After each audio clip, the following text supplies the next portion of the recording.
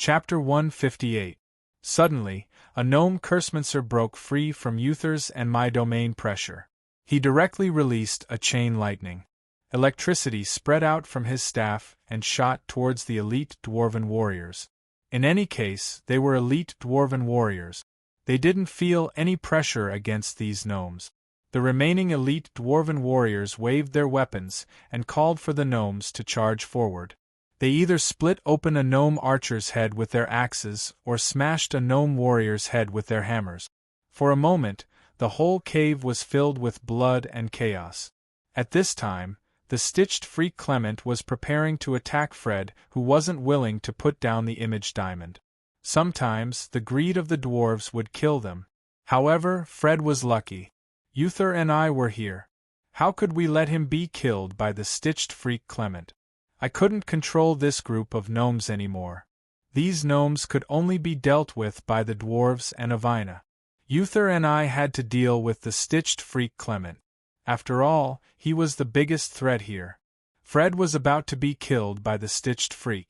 However, it seemed that the stitched freak was deliberately not killing Fred. Fred held his axe with one hand and chopped at the stitched freak Clement. At the same time, he tightly held onto the image diamond. The stitched freak Clement wasn't in a hurry to attack him and let him attack him. In any case, he wasn't afraid of Fred's double-edged axe. Anyway, the parts that were chopped off would automatically regenerate. There was no pain.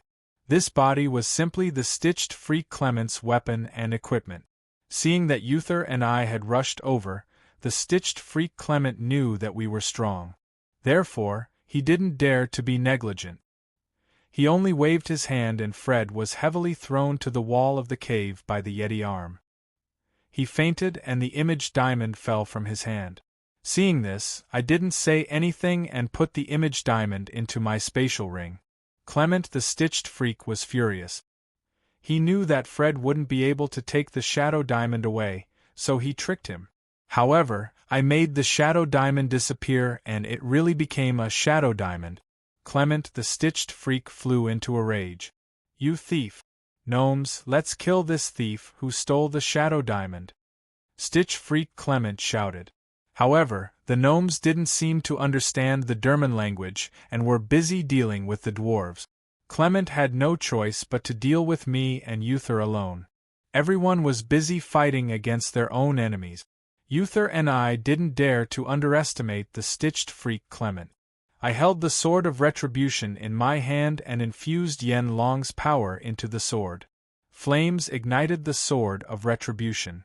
At the same time, I transformed into a half-dragon and slashed at the stitched monster Clement a few times. The scorching dragon flames made the stitched freak Clement cry out in pain. The visible wounds and the burnt smell made the cave even murkier. I didn't give him a chance to breathe, and kept on attacking his hideous, filthy, horrible body. Uther didn't join in the fight. Instead, he killed some of the gnomes who rushed up. He felt that I could deal with Clement alone and he didn't need to help me for the time being. From the looks of it, I alone was enough to deal with Clement. I didn't need anyone else's help. I was very confident in my strength. After all, I had trained hard for such a long time. In addition to the training I received in the magic space of the first leader, Bregan Martin, I still had terrifying strength. However, what I didn't expect was that although my attacks were strong, this guy's regenerative ability had reached a terrifying level. New flesh grew out and wounds were sewn up. "Haha, human. I admit that you are strong, but you can't kill me with this level of strength. Isn't it my turn to attack?" Stitch freak Clement laughed maliciously. This guy was like a yak as he rushed towards me. At this moment, the dwarves and gnomes were fighting in other parts of the cave. The ground was covered with gnome corpses, but there were only 1 or 2 elite dwarven warriors. However, due to the lack of physical strength, these dwarves' movements began to slow down. At this moment, Fred slowly woke up. He immediately looked at the image diamond in his hand. When he realized that the image diamond in his hand was gone, he roared and rushed towards the gnomes with his double-edged axe. With a bloody whirlwind, the gnome blasters, gnome javelin throwers, and gnome cursemancers were all badly mutilated. More than half of them were dead or injured. Queen Olivia and Avina were also constantly killing the gnome warriors. They gradually felt that their strength was falling short of their desire. However, there was no other way. Once they stopped killing, the gnomes would rush towards them like a tide. It was impossible to kill all of them. These gnomes were also fighting with their lives on the line. Their eyes were red from killing, and they were dauntless. They were not afraid of death. They only wanted to take back the image diamond, but they didn't know that the image diamond was already in my space ring. Facing the stitched freak Clement who rushed towards me like a yak, I didn't want to dodge. After all, as a descendant of the Belgrave Flammarion, I had a certain amount of confidence in my physical strength. Under the obstruction of my Yenlong's anger, the stitched freak Clement's body was already injured. He was also enduring the severe pain, but he didn't care about that. I fought the stitched freak Clement in close combat. This guy's attacks were really terrifying. He even knew the frost breath of the ancient frost giants. For a while, we were evenly matched. This was something I didn't expect. Uther killed the gnome chieftain, but the gnomes didn't retreat or run away. He saw that I hadn't finished off the stitched freak Clement, so he rushed over to help. Fred was sullen all the way. The pain of losing the image diamond made him lose his mind. His fighting skills made him like a god of death, constantly killing the gnomes. If these gnomes didn't hate him so much, they would have been scared away by his appearance. These gnomes didn't care about the consequences anymore. The pressure on Avina and Queen Olivia's side eased a little. There were only 2 elite dwarven warriors left. At this time, no one noticed that there was actually a coffin made of stone under the altar. Uther and I joined forces, and the stitched freak Clement began to lose. At this moment, a crisp cracking sound rang out, and the stone slab covering the stone coffin shattered. Everyone heard a low roar. "Haha, he's awake. You're finished," the stitched freak Clement said with a smile. At the same time, he was preparing to escape.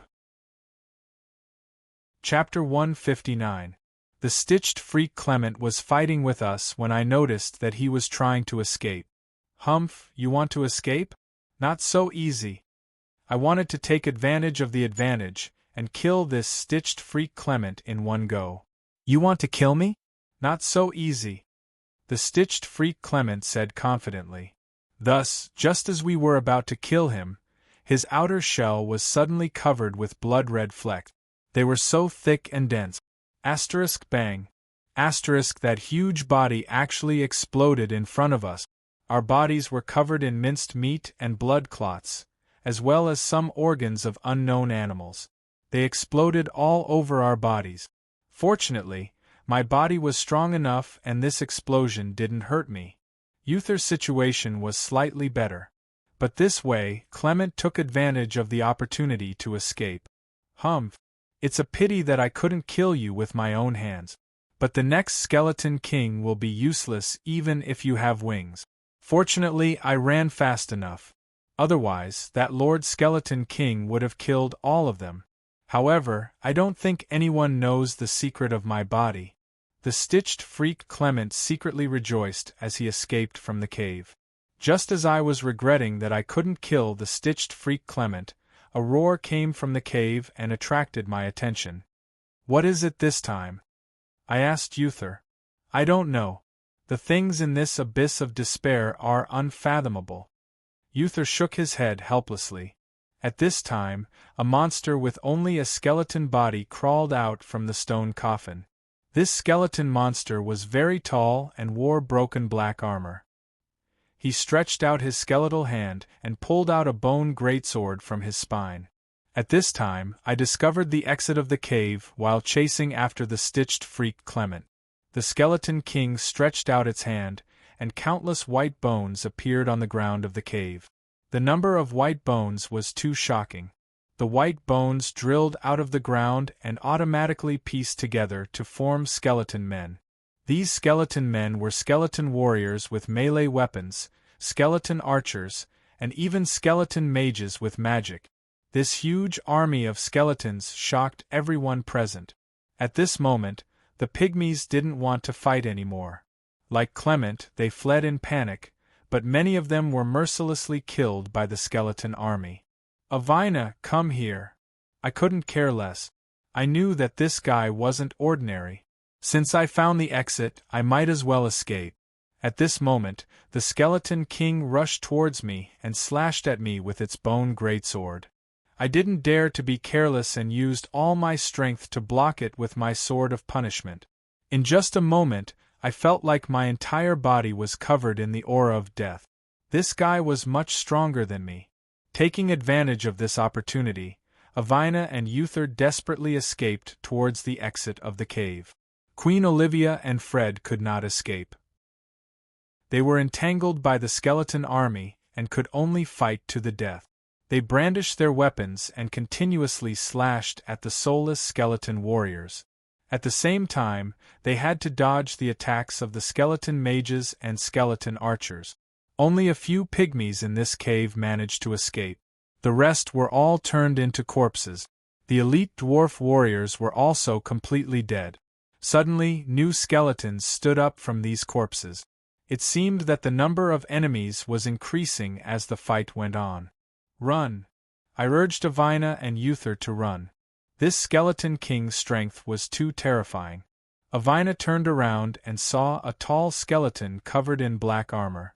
It was wielding a bone greatsword and chasing after me. My clothes were torn and I was slightly embarrassed as I dodged. The skeleton furiously swung its sword down and almost cut off my ear. I rolled over on the dusty ground, just out of the way.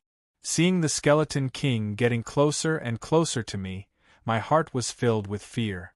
I couldn't help but wish that I could fly faster. Ah! I heard a mournful scream from inside the cave. Avina turned around and saw the skeleton king slap me to the ground. I seemed to have lost all my fighting strength. I was like a corpse lying on the ground, motionless.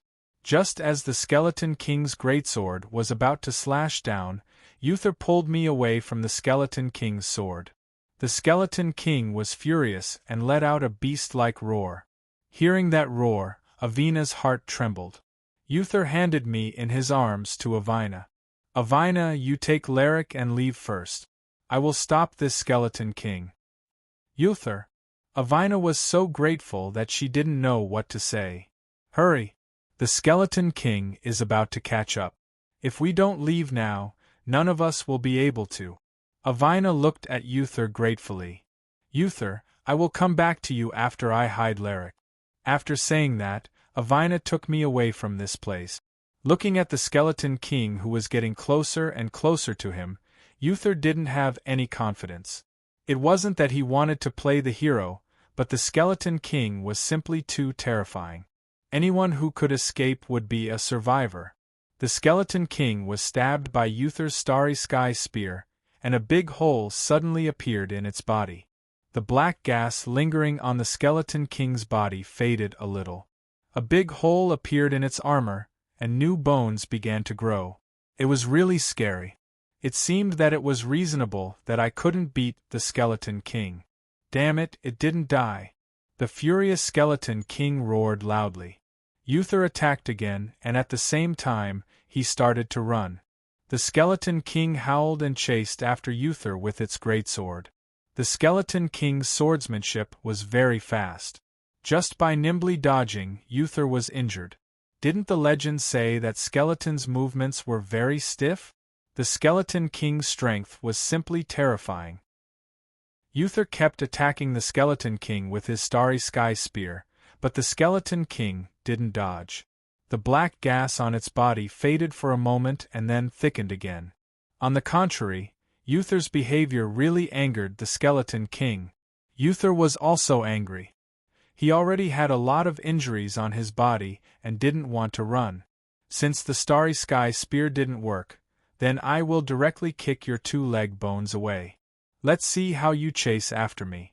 Uther ruthlessly threw a roundhouse kick towards skeleton king's leg bone. As Uther expected, the leg bones were kicked away. However, in the next second, the 2 leg bones flew back to the skeleton king's legs. However, the Skeleton King's attack, the greatsword, directly passed by Uther's hair. He was almost cut to death. Uther turned over and dodged. At this time, he pressed one hand on the ground and stared at the Skeleton King with murderous intent. That strong murderous aura made even the undead Skeleton King hesitate. Chapter 160. Wuther's whole body was shrouded in light blue light. The snow fox who had been lying on his shoulder was also grimacing because she also felt a great threat at this time. Suddenly, the snow fox jumped on the ground and began to slowly grow bigger. The space here was extremely wide and the height couldn't be seen at a glance. In this kind of place, the snow fox was actually the same as the snow domain's double-headed wolf, becoming incomparably huge. Skeleton King seemed to be small in front of the snow fox. Skeleton King began to wave his huge bone sword towards the snow fox. Who would have thought that the snow fox would extend her white claws to block the attack of Skeleton King? Skeleton King himself could not believe it. He was an absolute powerhouse among the domain stage. Just that simple sword strike of his contained the law of death.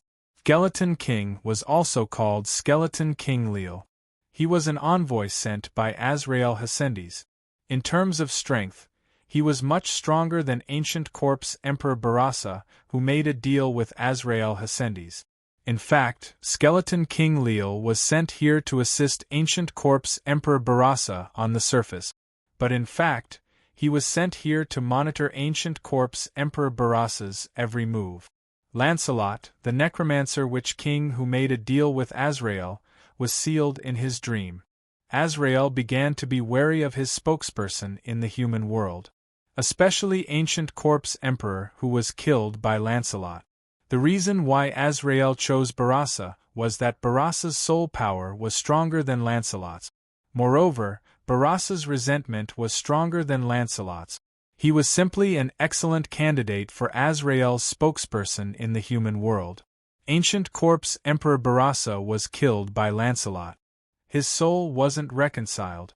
The treacherous Azrael induced him to make a deal with Azrael. He became an Ancient Corpse Emperor and gained the ability to control corpses.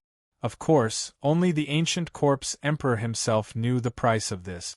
Skeleton King Leal saw that the snow fox had suddenly become very strong. Originally, he was too lazy to pay attention to this little snow fox lying on Uther's shoulder. At this time, Uther jumped on the back of the snow fox. The snow fox was immediately shrouded by the light blue radiance. Like a protective membrane, the snow fox let out a long howl. She looked at Skeleton King Leal with disdain in her eyes. "Old friend, it seems that we have to show our true strength today. Otherwise, this skeleton will really look down on us," Uther said to the snow fox with a smile. The snow fox nodded, but she couldn't speak. Skeleton King Leal decided to attack first. Since the Bone Blade Greatsword had no effect on the snow fox, then he would try the Bone Blade Greatsword. He wanted to see if this human and fox could withstand the countless bone blade. Skeleton King Leal shouted and fiercely threw the bone sword towards Uther and the snow fox. In an instant, the bone sword changed shape and scattered into countless small bone sword. Countless bone blades were flying towards Uther and Snow Fox from the dark and spacious cave. They looked like small knives as they rushed towards Uther and Snow Fox. Uther used the Starry Sky Spear to shoot down those sharp bone swords. The Snow Fox nimbly carried Uther and dodged in the cave. The remaining bone swords were directly blocked by Uther's Starry Sky shield. If an ordinary person was here, they would have been reduced to minced meat. At this time, I also recovered a little. I could feel their battle from afar. I knew that I still had a long way to go. Worthy of being a cultivator of the extreme north, Uther and his mysterious snow fox were really full of secret. Their strength was also more terrifying than it looked. At this time, Avina was beside me to take care of me. "How are they?" Avina asked with concern. "They are fine. Don't worry. Uther's strength is far above mine. After all, he has been cultivating for so many years. His strength is really not ordinary. Even if we go, we may not be able to help much. We may only cause trouble for them," I said with a sigh. After listening to me, Avina's worried heart was also relieved. She knew that her strength was very weak and she couldn't help much. At this time, the two of us had the mood to look around. I found that the cave was very spacious. It was completely different from before. At the same time, it was much colder. The surroundings were still very dim. I could only feel that the cave was very big, but I couldn't see how big it was. I was too lazy to pay attention to it. I still wanted to see how Uther was doing. I saw that Uther and the snow fox didn't sit still and wait for death. After they avoided the bone sword's attack, they quickly rushed towards Skeleton King Leal. Skeleton King Leal saw that a man and a fox were attacking him. He didn't dodge. Instead, he directly stretched out two white bone claws to catch Uther and the others. However, the agile snow fox dodged. One of the bone claws scratched the snow fox's leg. Although there was a light blue protective cover, the snow fox still suffered a light injury. It could be seen that the bone claws were very powerful. One must know that ordinary attacks couldn't hurt the snow fox. Skeleton King Leal saw that the bone claws didn't catch the snow fox and Uther. He directly released a bone prison. From the top of the cave, a huge bone prison made of white bones fell from the sky. This time, the snow fox couldn't escape and was directly trapped by the bone prison.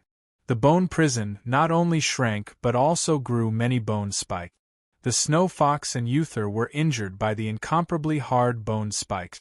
This time, even the light blue protective cover couldn't stop the bone spike.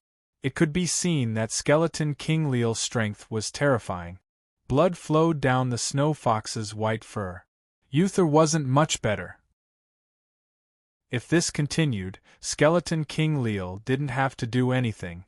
Both Uther and the snow fox would be trapped to death here. Skeleton King Leal revealed a satisfied smile. I was very worried. I wanted to help Uther and the snow fox. However, before I could move, Uther endured the pain and forcibly broke the bone spikes. His hands condensed a large amount of magic. The light blue radiance on his body became stronger and stronger.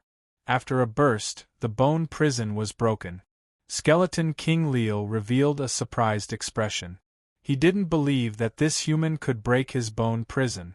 However, Uther didn't give Skeleton King Leal time to think. The snow fox exerted force and jumped. Uther seized the opportunity and used all his strength to throw the star spear towards Skeleton King Leal. It was aimed at the hollow heart of Skeleton King Leal. Helplessly, Skeleton King Leal knew the power of this move.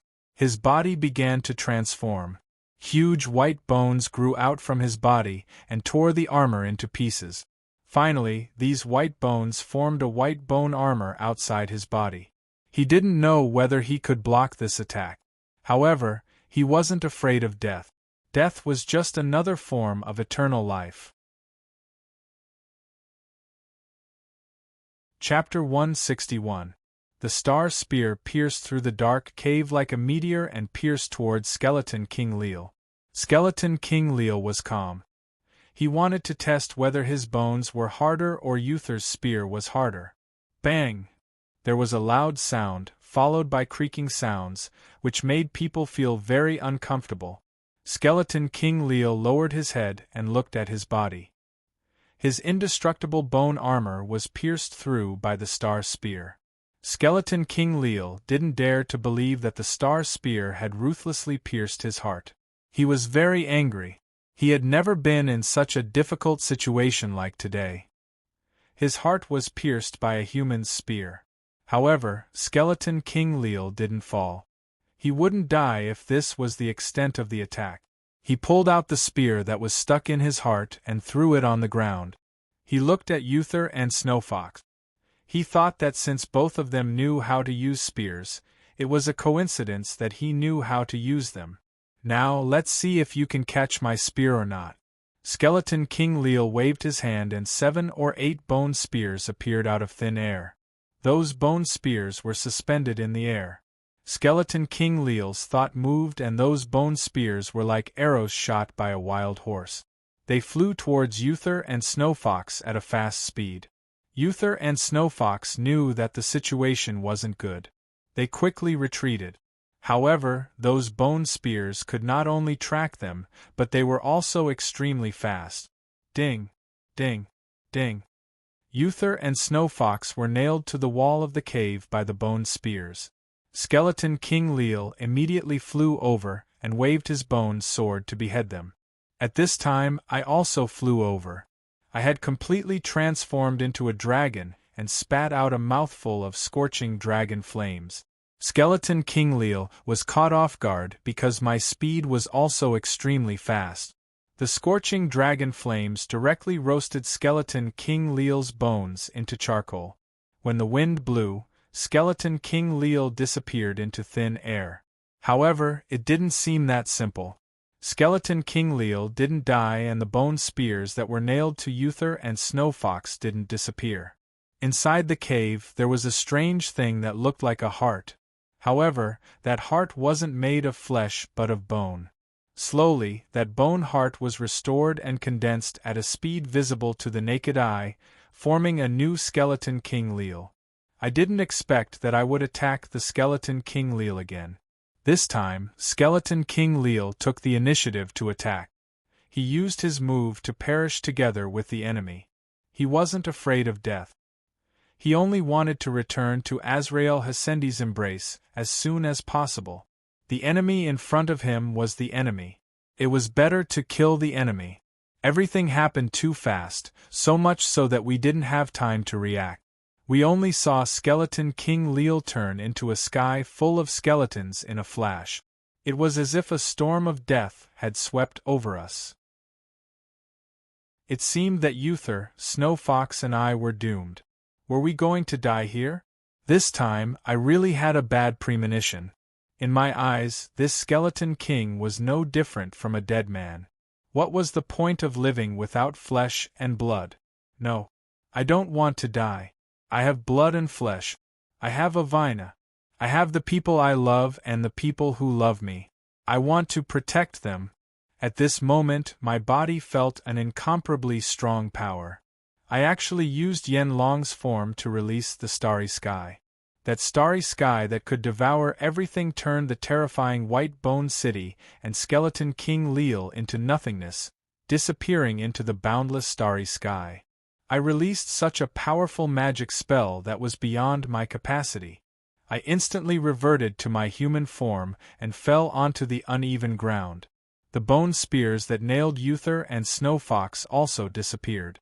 They also fell, and Snowfox returned to her original appearance. Uther was also seriously injured, but he was in the best condition of the three of us. Avina was worried about us, so she also came. She knew that she couldn't help much, but she didn't want to do nothing. Just like that, Uther picked up the Snowfox and picked up the Spear of Starry Sky from the ground. Together with Ai Waina, they carried the unconscious and injured me up. The three of us walked towards the cold and empty depths of the cave. We knew that we weren't far from the ancient corpse emperor. After an unknown amount of time, I finally woke up. I smiled bitterly. This battle was really difficult. Since the beginning of the Abyss of Despair, none of the dwarves had reached this place. I wonder if Queen Olivia and Fred are still alive? The three of us walked for an unknown amount of time in the dark cave. Suddenly, an icefall hung in front of us. We could vaguely see that there seemed to be a huge palace-like building on top of the icefall. We didn't hesitate. Since we were already here, we might as well make the best of it. We directly flew above the icefall. As expected, there was a majestic palace here. Looking at the architectural style and appearance, I felt a sense of déjà vu, as if I had seen it somewhere before. I suddenly remembered that this was the ice version of the Temple of Hasendi's. I had seen almost the exact same building in Lancelot's palace in the Undead Witch King. It seemed that the ancient corpse Emperor Barrasso was here. The three of us looked at each other and smiled. After being together for so long, we didn't need to speak too much. Sometimes we could understand each other with just a glance. This was the tacit understanding between us. When we arrived at the huge ice door of this ice version of the Harsendis shrine, I stepped forward and pushed open the door that seemed to be made of ice. Strangely, I didn't use any strength, but the door slowly opened on its own.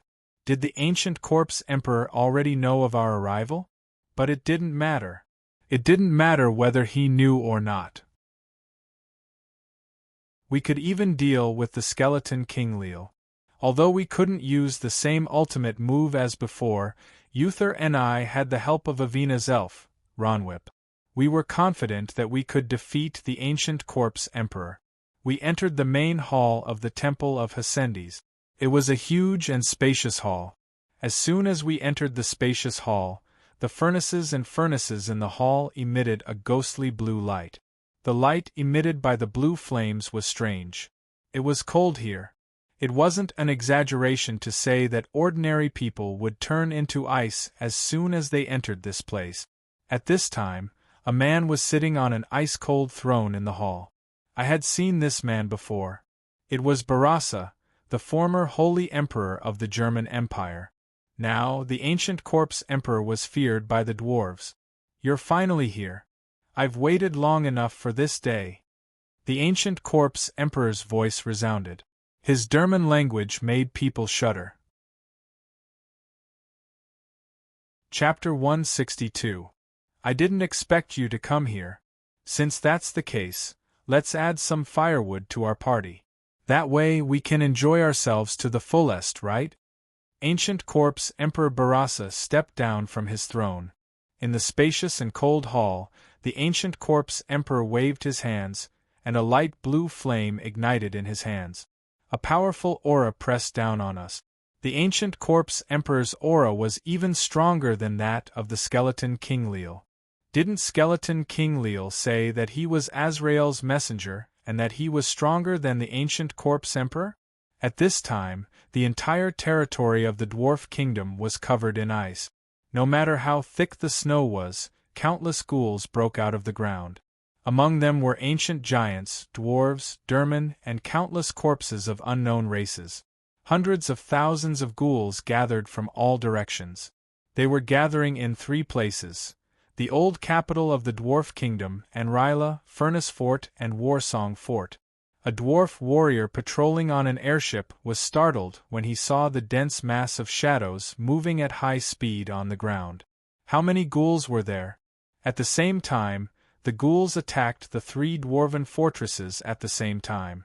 All the dwarves were forced to protect their homes.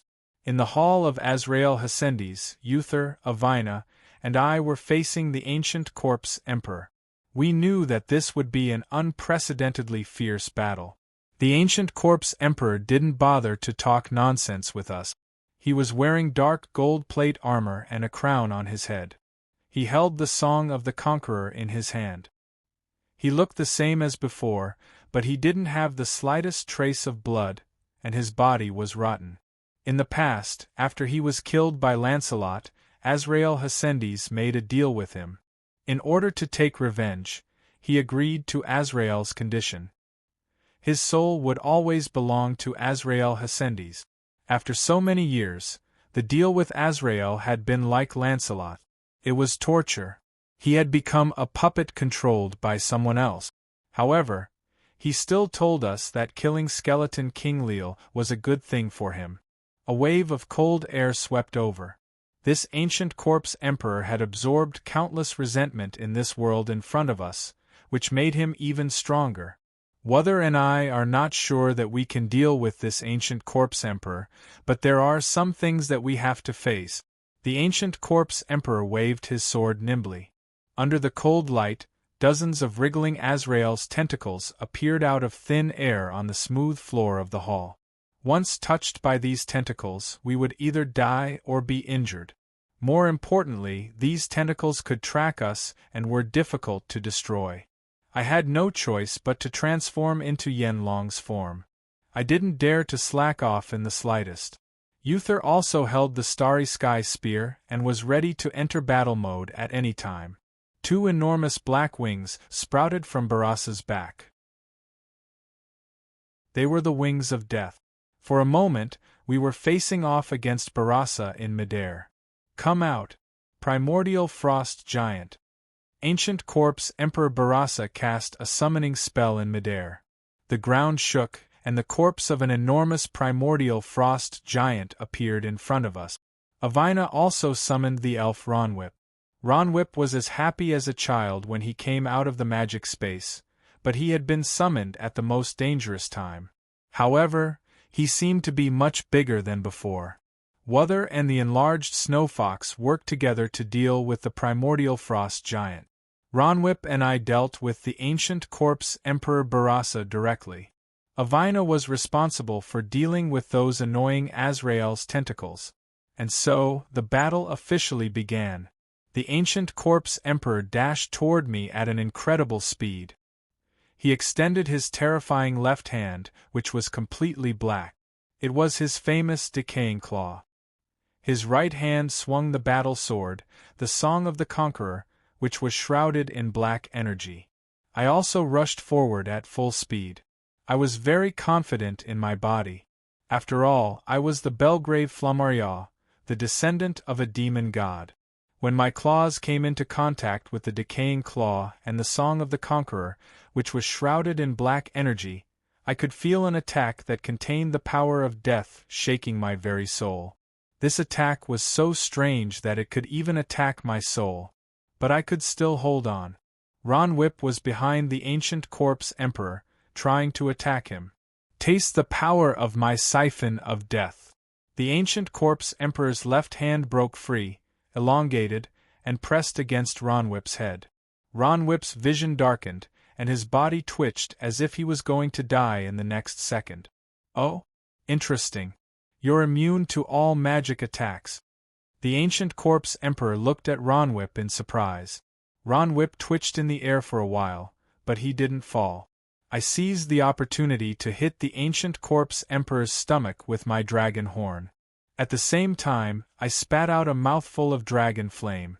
Half of the ancient corpse Emperor's body disappeared, but he was unwilling to give up. On the ground was covered with broken ice. Avina had finally dealt with all of the Reaper's tentacles. She was also panting. Wuther had also smashed the ancient frost giant into pieces. However, the ancient frost giant wasn't dead yet.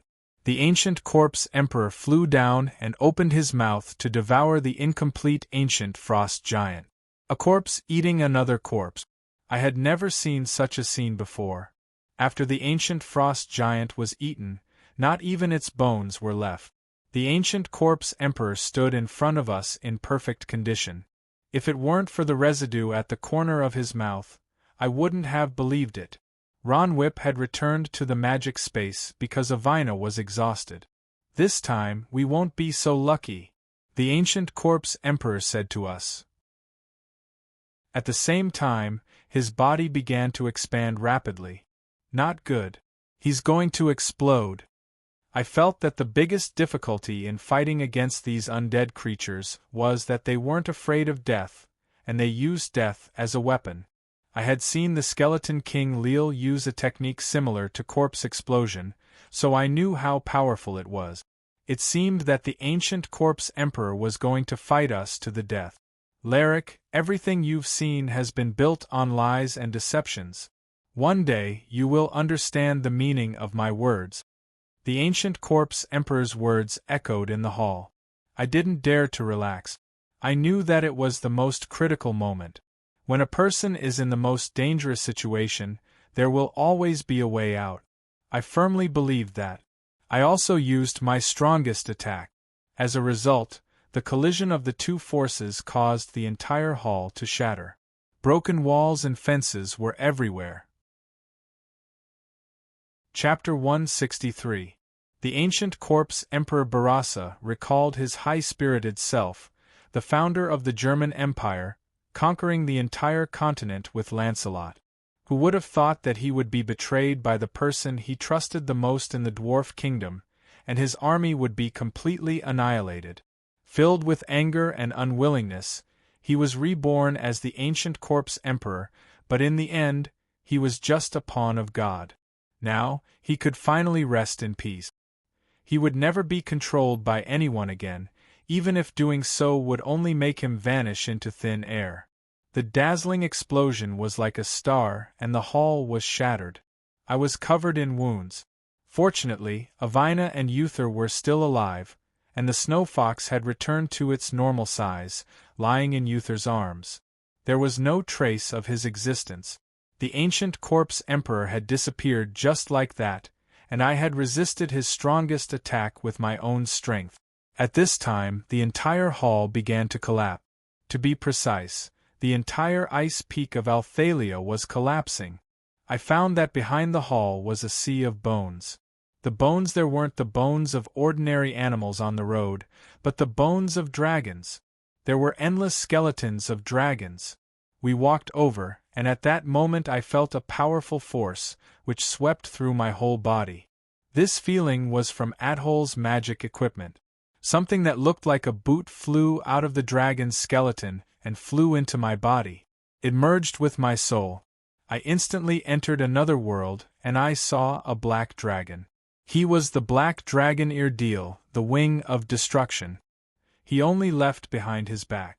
This is the white bone war boot, also known as Adhol's footprint. The skeletons of the dragons here had been casually killed by Athol. The dragon soul power of these dragons will dissipate after so many years, but it's still enough for you to use. I'll take it as a gift for our first meeting. Right now, you already have the strength to meet me. Although we met once at the enchanter's place, you were unconscious at that time. This time, you have the strength to meet me. I have something to tell you. This is no longer a matter of mortals, but of God. After saying that, the black dragon Irdil turned into a black light and disappeared into the pile of dragon bones.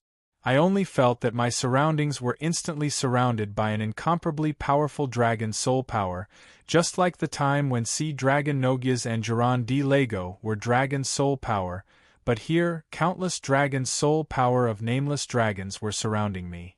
I instantly felt that I had taken a qualitative leap.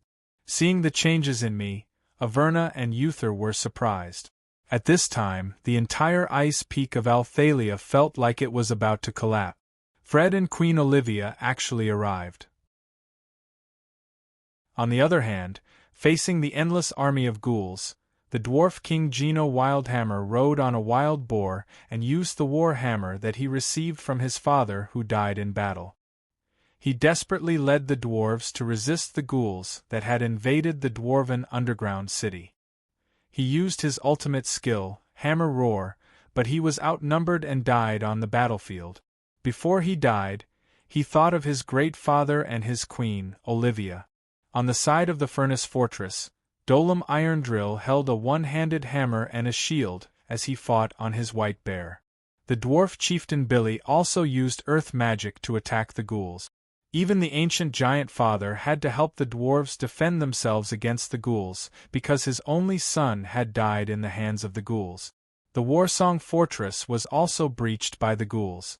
Broken steam chariots, stopped bronze puppets, crashed dwarven airships, abandoned magic crystal cannons, and flames and corpses were everywhere. Just when the dwarves thought that they couldn't resist anymore, the ghouls that were still fighting with them a second ago suddenly turned into ice and shattered. Thus, this tragic battle ended at the same time that the ancient corpse emperor disappeared.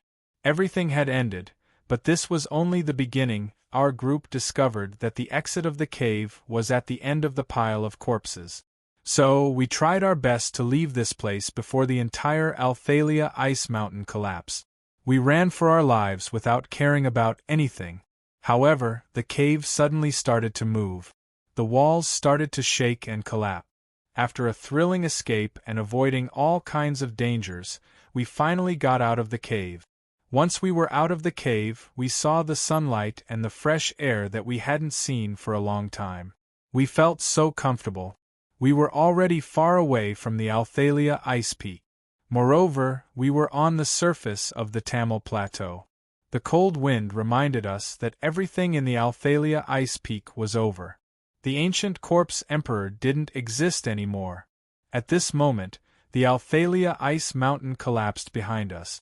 I didn't know if the two-headed wolf of the snow domain, the mithril giant, the shadow queen, and the stitched monster Clement had all died or escaped. I also didn't know why they were imprisoned here and who imprisoned them. Perhaps it was God. All living things were just God's chess pieces. The rest of the story might be a little sad. When we returned, we saw that the 3 fortresses and the underground city of the Dwarven Kingdom were in ruins. Flames were everywhere, just like what Queen Olivia saw in the Mirror of Prophecy. So far, everything that we saw in the Mirror of Prophecy had come true, except for Fred. When we returned to the Dwarven Kingdom, Queen Olivia saw that the Dwarven King, Gino Wildhammer, had died from serious injuries. A king's funeral was held after the battle to remember the heroes who had died for the Dwarven Kingdom. Fred returned to the Warsong Fortress to be with his brother. His brother wanted to seize the opportunity to seize the throne of the Dwarven King. So, just like what Fred saw, he and his brother turned against each other. After this journey, Fred and Olivia had formed a deep bond, especially when the two of them faced the countless skeleton army summoned by the Skeleton King, Leal. In the end, after fighting against the Ghoul army, the Dwarven Kingdom once again fell into a civil war. The civil war lasted for almost a month. Doram Irondiamond of the Forges firmly supported Queen Olivia and defeated Harold Warsong. However, Fred Warsong was killed by his brother during the battle. Before he died, he thought that he might have fallen in love with Queen Olivia. In the end, Harold was defeated and captured. He was sentenced to life imprisonment by Queen Olivia for treason. What awaited him was endless regret and pain. Dwarves who only cared about benefits would have no friends. Just like their unbreakable alliance with the giant cage, they turned against each other because of benefits. Now, for the sake of benefits, Harold was abandoned. In the end, it led to the ascension of the first female king in the history of the Dwarven Kingdom. She was Queen Olivia Wildhammer. During the celebration after Queen Olivia Wildhammer's coronation, Avina, Uther, and I sat by the warm fire and looked at the falling snow outside the window. It had been a long time since I went back. It was time to meet Hyside the Elder. I also decided to look for Erdeel. I knew what I had to do next. As the Dwarven bard sang, I fell into deep thought.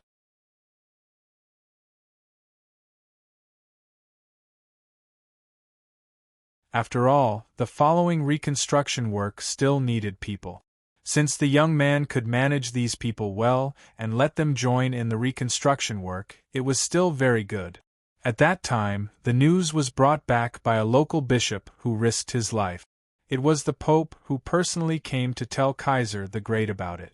After the little emperor heard the news, he flew into a rage and immediately ordered the Blackstone Fort to launch a large-scale counterattack on the Kingdom of Northland. Although the Empire had not yet recognized the legitimacy of the Kingdom of Northland, they had to face the strength of the Kingdom of Northland. At that time, Marshal Alonso tried his best to persuade Kaiser the Great and also sent troops to the north to attack the Kingdom of Northland, but in the end, they returned without success. At that time, some religious fanatics announced that they wanted to eradicate all heretics. Anyone who did not believe in the 7 gods was an enemy of God. They captured people in the city, especially witches who knew magic. At the same time, in addition to the rebellion that had been suppressed by Alonso, a group of nature worshippers had appeared in the city. They compared nature to God, and the followers of the believers were ordinary people who loved peace. They had also secretly formed their own armed forces. At that time, the Empire's underworld was turbulent, and many forces were eyeing the old Empire covetously. These few days, in the palace's chief magic consultant Morse's room. This room was very large, and could be considered an independent palace. This was Morse's personal space. This room was actually a tower with a total of 6 floors. Morse lived on the top floor. His office was usually on the 3rd to 4th floor, and the 5th floor was his private library and alchemy research area. On the floor where he lived, there was a transparent stone orb on a standing stone pillar. At this time, Morse was alone here. He was looking at the stone orb. One had to know that this stone orb was something he had painstakingly obtained. This stone orb did not look special. It was similar to an ordinary stone orb, except that it was smoother. However, when Morse put his hand on it, the stone orb instantly turned light blue, as if a light blue flame was reflected on the transparent stone orb.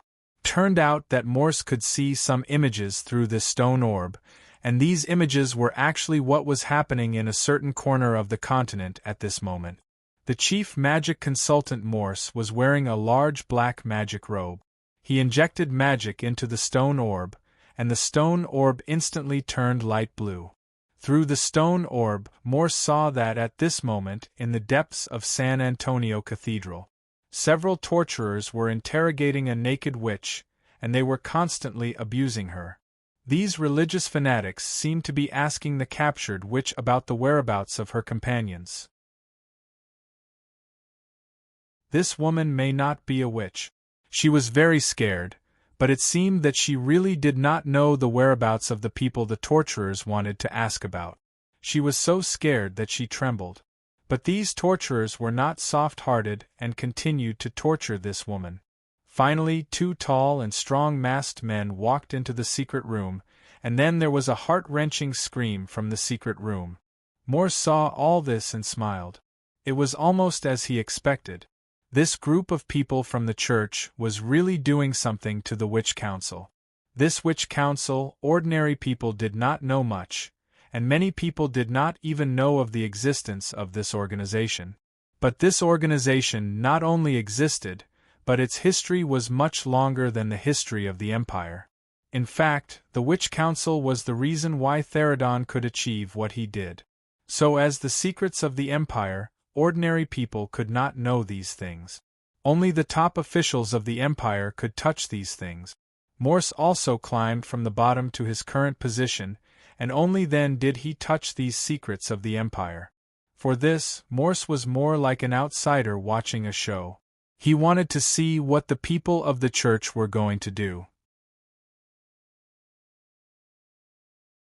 Chapter 165.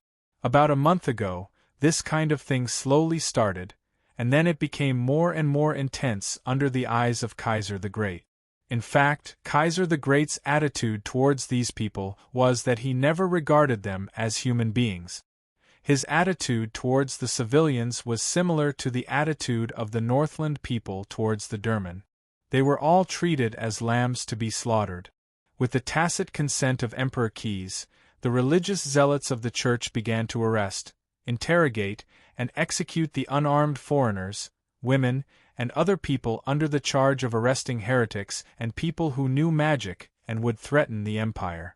For a time, people were alarmed, but more and more people became religious zealots, and these people liked violence. At the same time, this also transferred the hatred of the bad news of Prune Harbor within the empire. Because of this, people could vent the violence in their hearts. For a time, there were people everywhere who reported, and some people even reported their own sisters. Those who revered nature and loved peace only dared to communicate in secret, hugging together to protect themselves. For a time, an activity called the witch hunt broke out within the entire empire, starting from the capital city of Kellendal. The notice board in the city was filled with the bounty lists of all kinds of wanted people.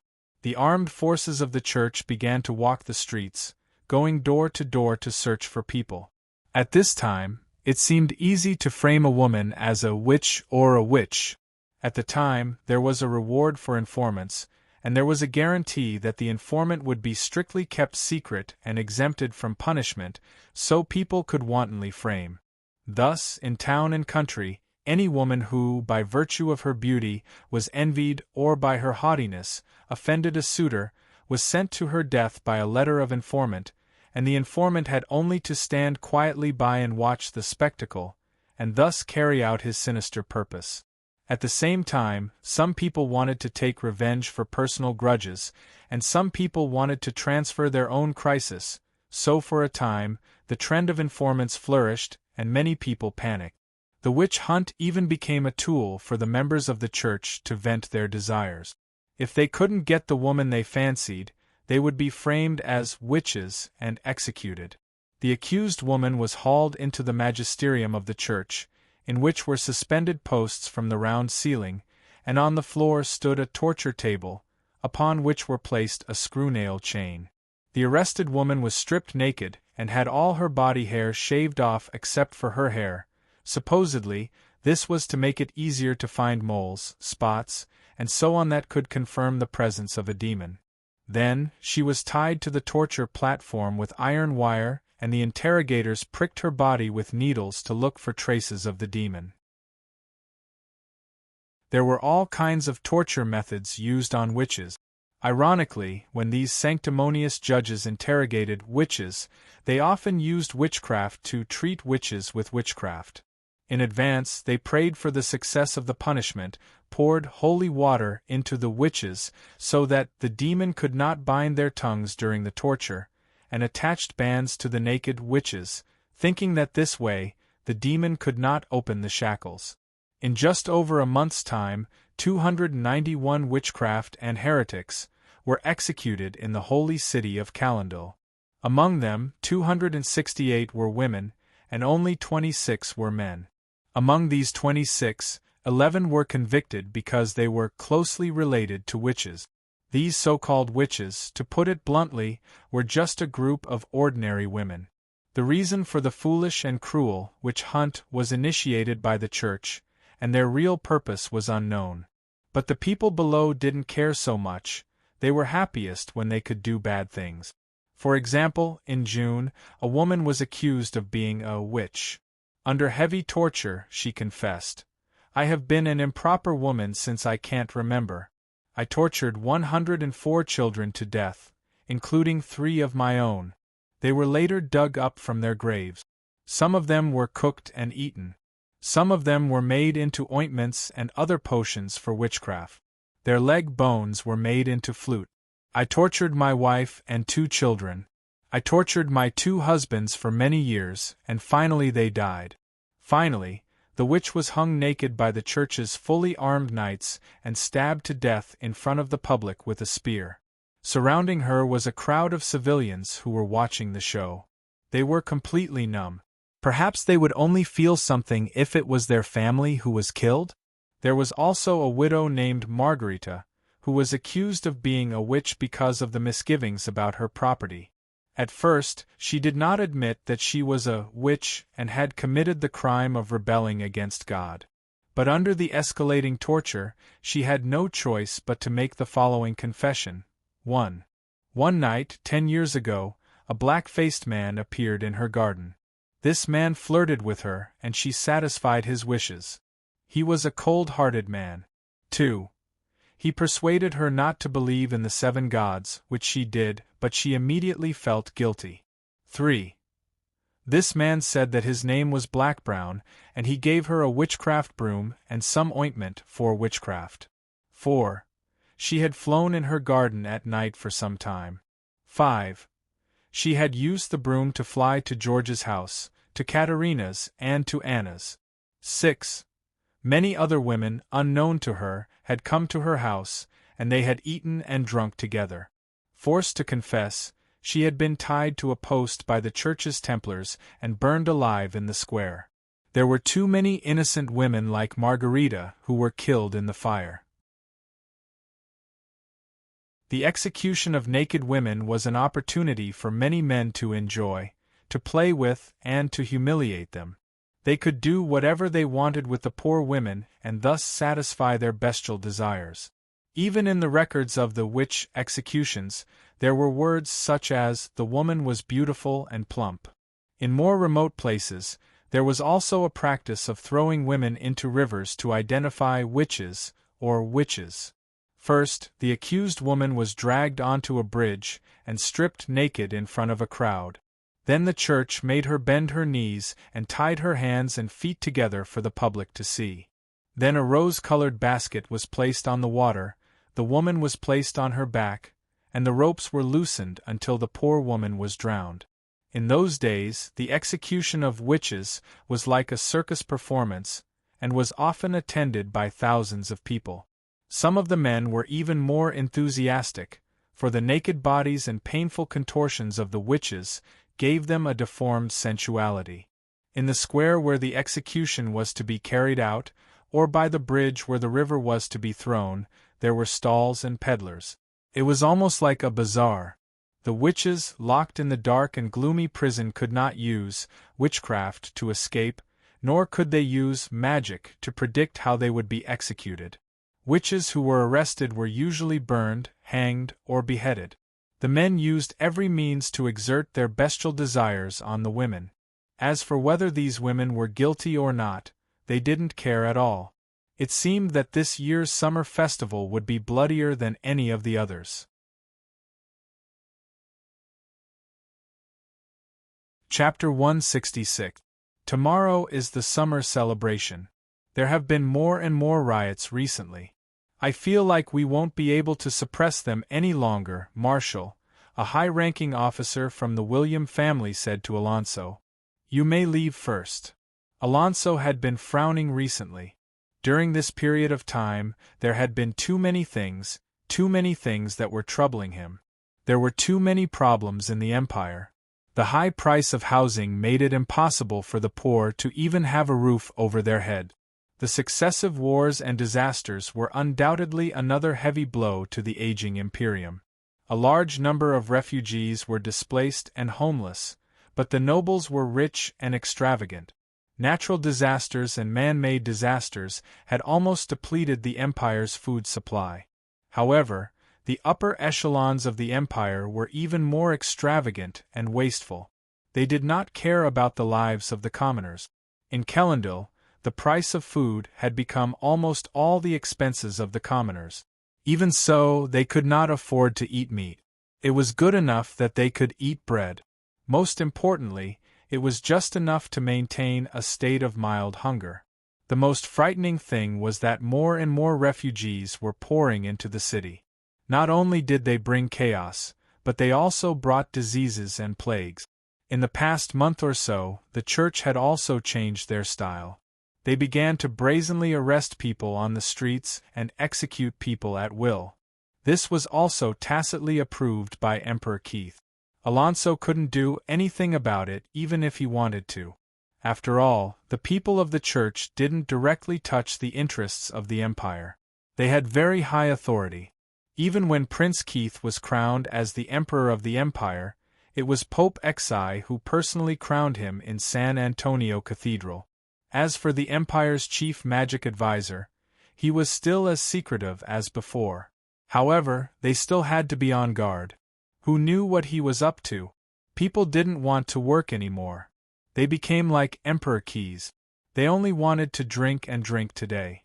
They were greedy for pleasure and didn't want to make progress. Only things like riots, smashing, and looting could arouse their interest. They wanted to reap without sowing. Alonso was really tired. He felt an unprecedented pressure and exhaustion. In the north, the newly established kingdom of Northland was also eyeing the empire covetously. Reclaiming the north by force was just a pipe dream. The empire no longer had the strength to do so. In the Holy City, the secret organizations formed by the people at the bottom of the society also rose up without restraint. They couldn't be caught or killed off completely. Instead, they became more and more violent. Tomorrow was the annual summer celebration. If Thodin the Great was still alive, what would he do if he saw this? How would he feel when he saw the once incomparably glorious empire become like this? There was no doubt about Alonso's loyalty. Originally, he was just an unknown lord on the political stage of the empire. Now, he was almost in charge of the military power of the empire. It was just that this burden might be a little too heavy. In fact, what Alonso didn't know was that at this moment, he was still up and worried about the country and its people. But what were the upper-class nobles doing?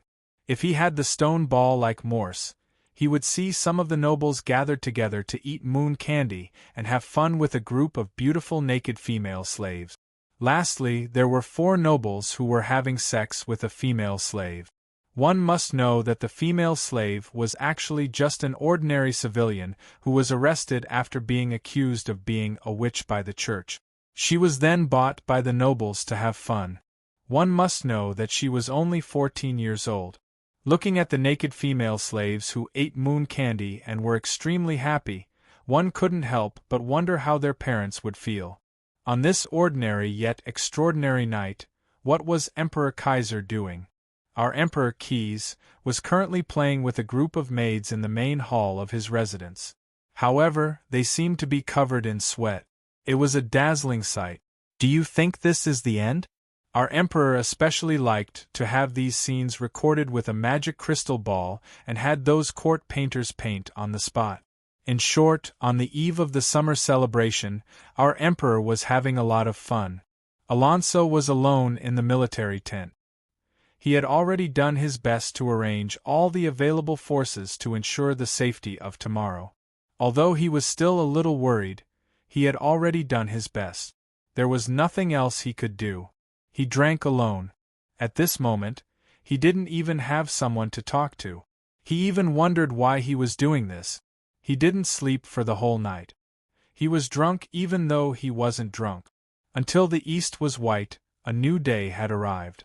As usual, Alonso washed up and changed into a full set of armor. This set of armor had accompanied him on many expeditions for many years. Now, it was also full of scars and was not shiny and beautiful. It seemed that today was a cloudy day. The sky was covered by dark clouds. This kind of situation was rare. For so many years, the summer celebration was usually held in sunny weather. Alonso called for a meeting with his subordinate officers and once again deployed the security and other work in detail. After the meeting, Alonso personally led his men to patrol the city. What was different this year was that almost no one had traveled thousands of miles to attend the summer celebration. There were only German citizens from all over the country, and many of them were actually refugees. The city's defense couldn't be relaxed for even a moment. These refugees affected the city's appearance and brought chaos and plagues. Many of them were chased out of the city by the city's defense forces.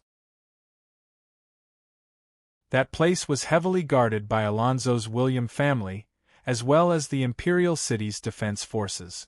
Everything was arranged properly.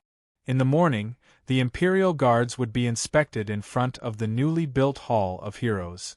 Ever since the Hall of Heroes was destroyed by Black Dragoneer Deal, Alonso had led his men to rebuild it.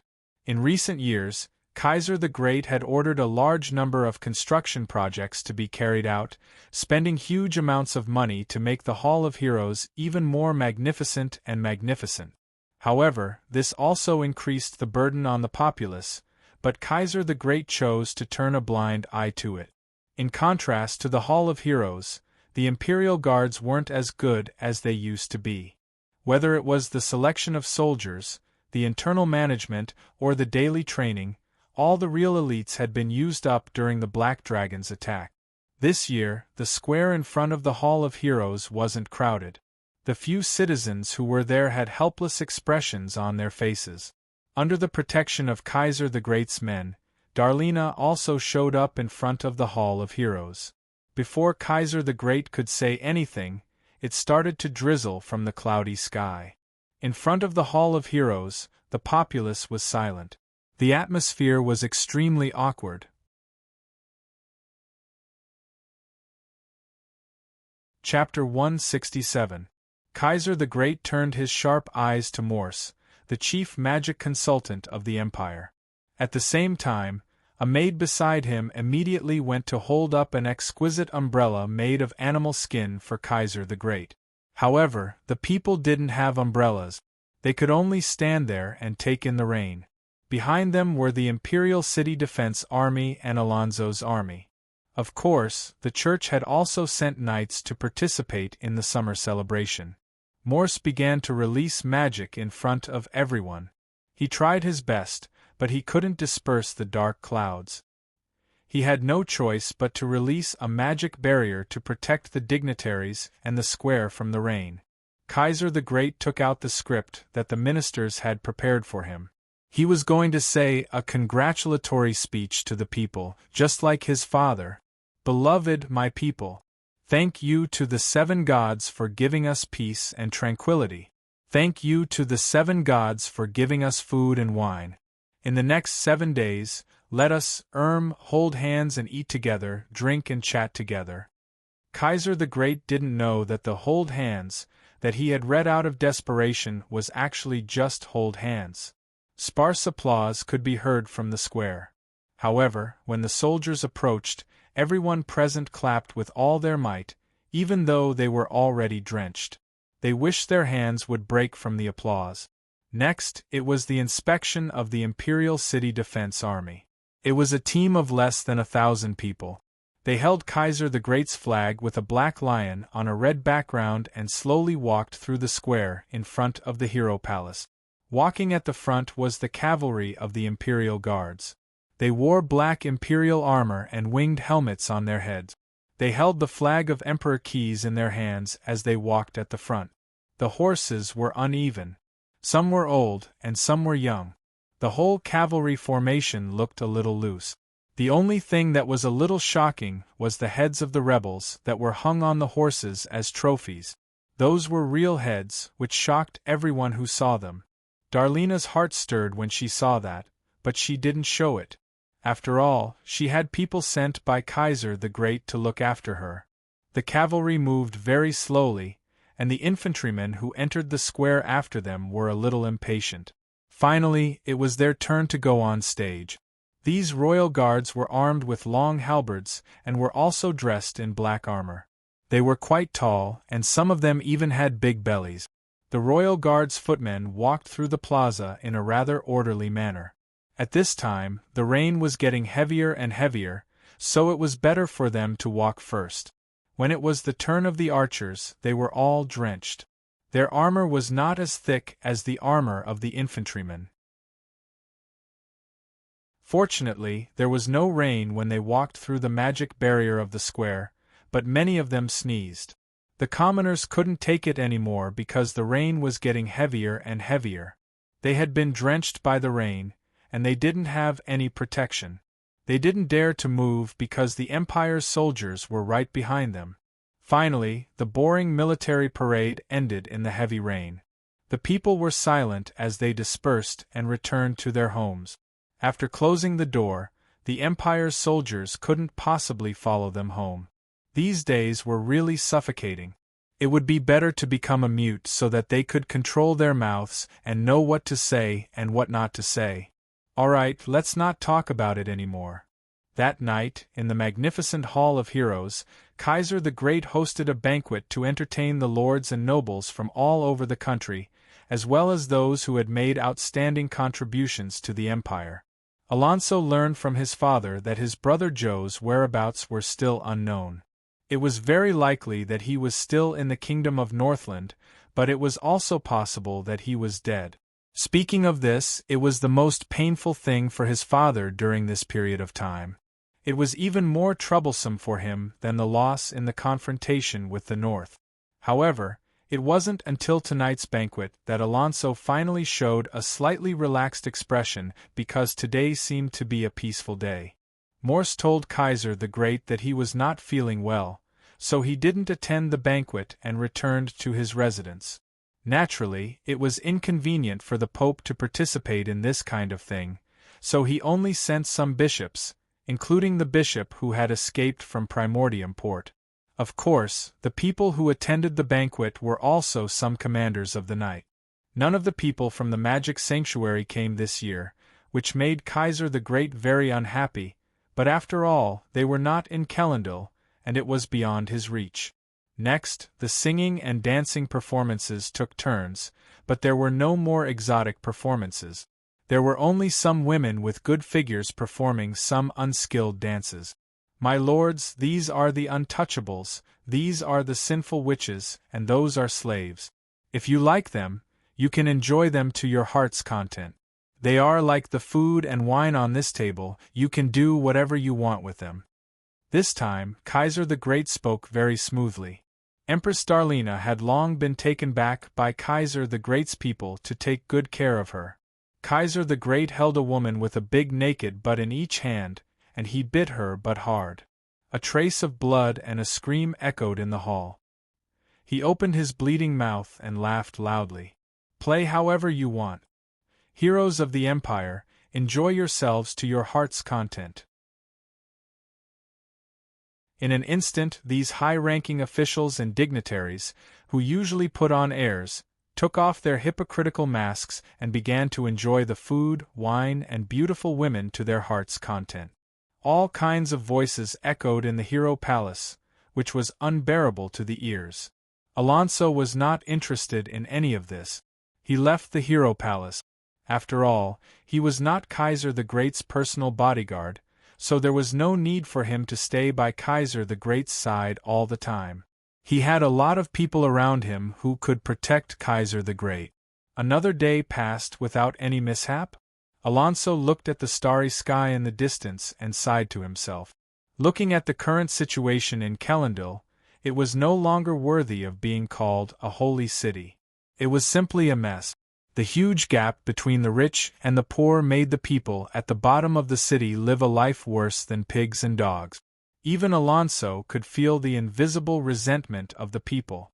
The heavy rain during the day had stopped. Seeing that there was nothing else to do that day, Alonso decided to go back to the barracks and take a rest. Who would have thought that suddenly the sky began to rain again? In the dark night, the heavy rain made the streets muddy. At the same time, in some dark corners of the city, some masked men and women gathered together to plot something. They were not afraid of the heavy rain at all. Seeing the heavy rain, Alonso decided to go back to the Hero Palace to take shelter. There was no need to go back to the barracks in the rain. However, when he turned around and was about to go back to the Hero Palace, he seemed to see something moving in the dark grass.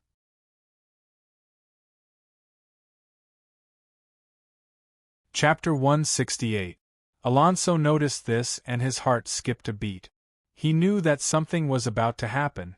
He remained calm and collected. He knew that he couldn't alert the enemy at this time. If he alerted this small group of enemies hiding in the dark, it was very likely that more of them would be released.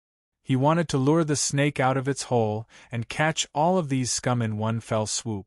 In fact, how would a person in power like Alonso know that although there were people with bad intentions, not everyone was like Alonso, a vested interest in this decaying empire? They were people who were being oppressed, so of course they would walk the path of rebellion. Not to mention why they didn't work hard and focus on development and wanted to gain something without risking anything. It was fine when the fruits of your hard work were not taken away by others. When you realized that no matter how hard you worked for tens of thousands of years, you couldn't compare to the huge amount of wealth that the vested interests already had. Furthermore, they even closed off the channels that allowed them to gain wealth in the past. It was as if you thought that earning money was written in the law, but the huge amount of wealth that the upper echelons earned was obtained that way, but they didn't allow you to do so when they were in power. This wasn't a matter of fairness. It was a matter of hope being taken away. No matter how hard you worked, it was useless. With the channels for advancement gone, the nobles didn't need to work hard because there would be people protecting them. They could do whatever they wanted, eat, drink, and enjoy themselves.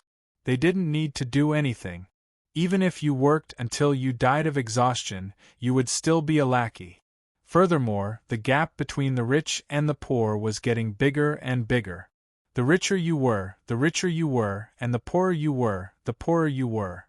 At this time, the people at the bottom would think of the simplest and most violent method, which was to rob, kill the boss and become the boss. This was the mentality of the people at the bottom. It couldn't be said that this mentality was right. It could only be said that this was a state that would occur in an empire that was struggling at death's door. When the empire was about to collapse, all kinds of conflicts would intensify.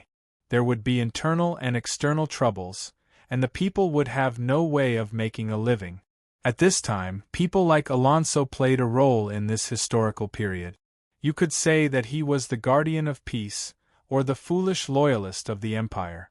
He could even be said to be the protector of the decadent corporations and the stumbling block of the people at the bottom.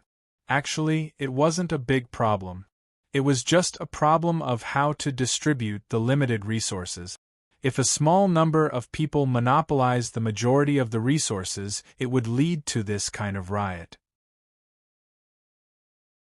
This was the inevitable result.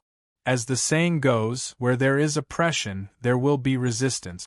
But on second thought, from Alonso's point of view, he was just doing his duty and doing his job well.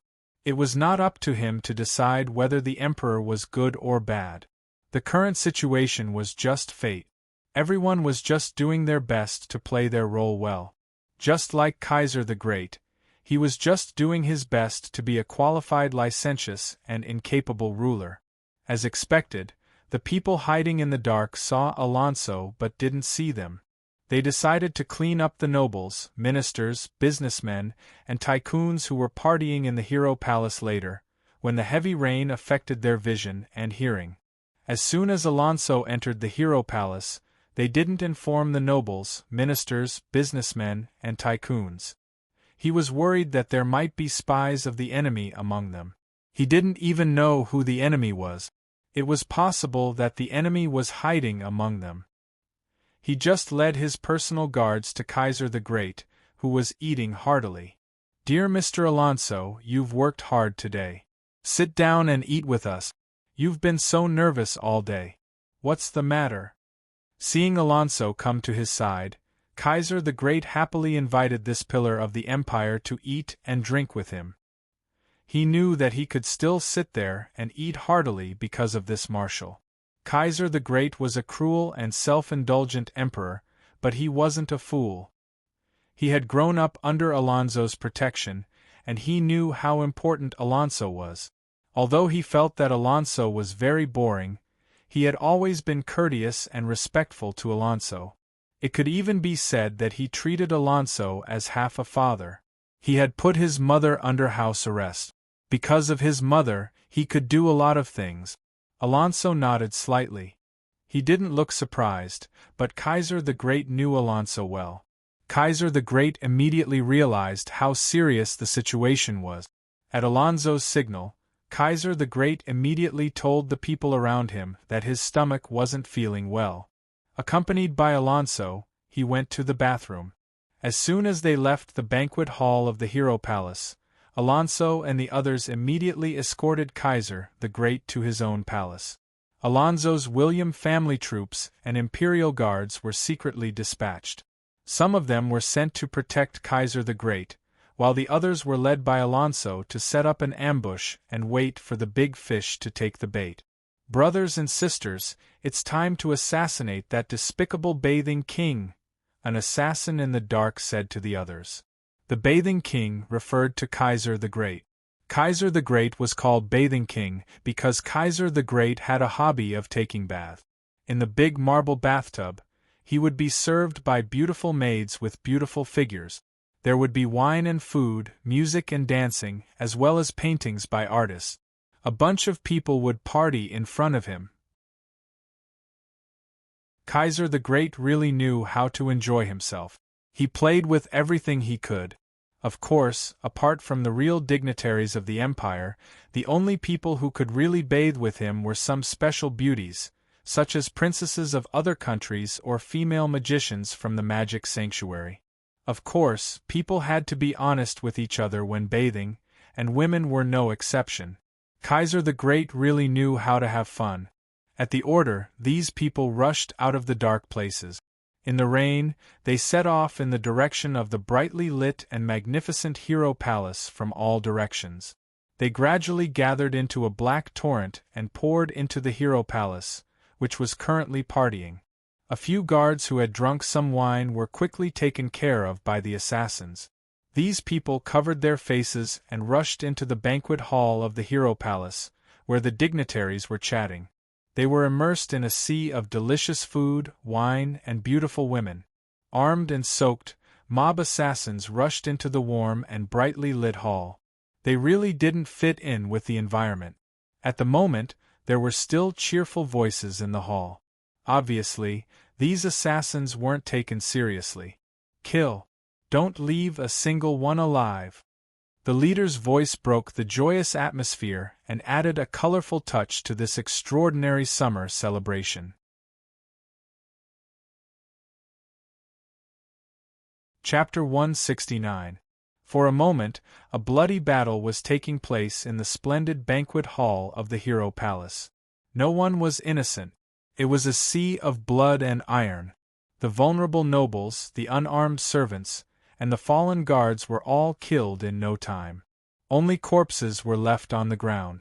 Of course, some of the nobles present had left long ago, just like Kaiser the Great. Some of them were actually the instigators of the riot. After taking care of these people, the assassins didn't expect that the stupid Kaiser the Great wasn't here. Then, Alonso suddenly led a large number of soldiers to surround the place. All the assassins couldn't escape. Alonso decided to kill them all. After the desperate battle, many people fell into a pool of blood.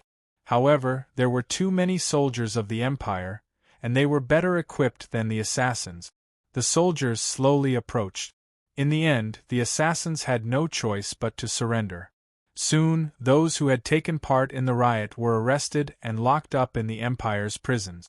Alonso was fully armed and covered in the blood of his enemies. He came to Kaiser the Great with his men. Under the protection of a large number of soldiers, Kaiser the Great was taking a milk rose bath in a huge bathtub and playing with several maids. "Your Majesty, it's taken care of. What should we do with these people?" Alonso came to report. "It's taken care of so quickly. As expected of Marshal Alonso. I haven't been to the Colosseum for a long time. Why don't we send these people there? Of course, you'd better find out who ordered them before you send them there. Since you're here, why don't you stay and take a bath, Marshal Alonso?" Kaiser the Great said with a smile. Alonso said he had something to do and had to go. Kaiser didn't ask him to stay, but secretly cursed him for being a block of wood. When it came to pleasure-seeking, no one was more fanatical than Kaiser the Great of the German Empire. From the moment he came to power, he began to build the Colosseum. The Colosseum in Kellendil was built with the help of tens of thousands of captives. The spectator stands inside the animal fighting Colosseum were divided into 4 groups from the lowest to the highest. The seats of the spectators were divided according to the difference in rank and status. After the construction of the Kellendil Colosseum, the Empire's favorite pastime was to watch the bloody fights from the sidelines. A large number of gladiators were driven into the Colosseum to kill each other or fight with wild beasts. The bloodthirsty noble slave masters obtained a barbaric pleasure from the blood and sacrifice of the gladiators. A few days later, in the Kellendil Colosseum, "Sir, the people and beasts in each cage have similar combat power. I guarantee that the audience will be satisfied." The person in charge of the inspection reported to his superior after inspecting the place. That's right. Tomorrow, His Majesty Kaiser will personally come to watch the battle. He will definitely ensure that nothing goes wrong here. Have those assassins been given special treatment? The person who looked like an officer said with a sinister smile. "Yes, we have taken care of them as instructed," the man reported. "That's not bad." There were huge metal cages in the Colosseum. Some of the people in the cages were wearing equipment and even holding weapons. However, some people had nothing. They only wore ordinary clothes and were barehanded. However, there were differences in their combat power against the insect beasts. The strong against the strong, the weak against the weak. These people really knew how to arrange things. The combat power of the humans and the insect beasts were similar. If one wanted to determine the winner, one could only rely on rich experience and a life-and-death battle. The bloody spectacle was indeed to the liking of many people. The most important thing was that one could bet on it. A life-and-death battle with similar combat power could not be faked. It was almost impossible to determine who would win and who would lose. Life and death could be decided in an instant. It was no wonder that many people from the Empire would come here to gamble. The degree of thrill and excitement was no less than the fights in the arena. The next day, as expected, Kaiser the Great brought people and Alonso to watch the life and death battle of the captured assassins. They sat in the most luxurious spectator seats with a canopy. At this time, the Colosseum was filled with people. At this time, there was a beast fight going on below. It was considered an appetizer. At this time, there was a huge black ant fighting a middle-aged man below the arena. Alonso knew at a glance that this person was about to lose. The blood on this person's thigh had already dyed the ground red. His movements were no longer as nimble as before. He seemed to be a little sluggish as he moved around. This person's combat power was slightly higher than the huge black ant. He fought the huge black ant with his bare hand. Although he left many wounds on the huge black ant, the insect beast's tolerance for pain was much higher than that of humans. The scarlet blood aroused the huge black ant's ferocious nature. Go, go, go! What are you dodging for? You can win if you keep dodging. I'm betting all my money on you. You stupid pig, use your hands to grab its antennae. A fatty outside the arena waved the ticket in his hand and roared at the injured middle-aged man in the Colosseum. Beside him, a person who was slightly shorter than him was full of excitement. Quick, good job. Bite him to death. Bite him to death. Ha ha, yes, just like that. The shorter person laughed excitedly when he saw the huge black ant suddenly jump out and use its long black antennae to slap the man's face. Bad luck, really King bad luck. When the fatty saw the middle-aged man being sent flying and crashing into the iron cage, causing the entire cage to shake, he couldn't help but curse. You stupid pig of Northland, don't come here if you don't have the ability, you damned bastard. He saw the huge black ant instantly get up and bite the neck of the man who was rolling on the ground. He couldn't help but spit a mouthful of thick phlegm on the ground. You made me lose so much money. You deserve to die without a complete corpse. Haha, good death. Wonderful death. Huge black ant, I love you to death. The shorter person laughed maniacally when he saw that the outcome of the battle had been decided. At the same time, many people around them started to curse and laugh crazily. However, the man under the huge black ant died with his eyes wide open. Not long after, Alonso saw the next battle. Some people killed the wild boar, while others were killed by others. Life and death, sorrow and joy, it was vividly portrayed here. Alonso also noticed that those who walked out of the Colosseum alive were more or less injured. After all, their strength was similar. It was almost impossible to kill an opponent without paying a price. What awaited them was not freedom, but only the next battle of life and death. Endless battles, meaningless death. When would it end? The corpses on the ground had all been dragged out. However, the ground was covered in blood and had not been cleaned. The thick smell of blood still spread throughout the Colosseum. At this moment, a good show seemed to be about to begin. The highlight of the day was about to appear.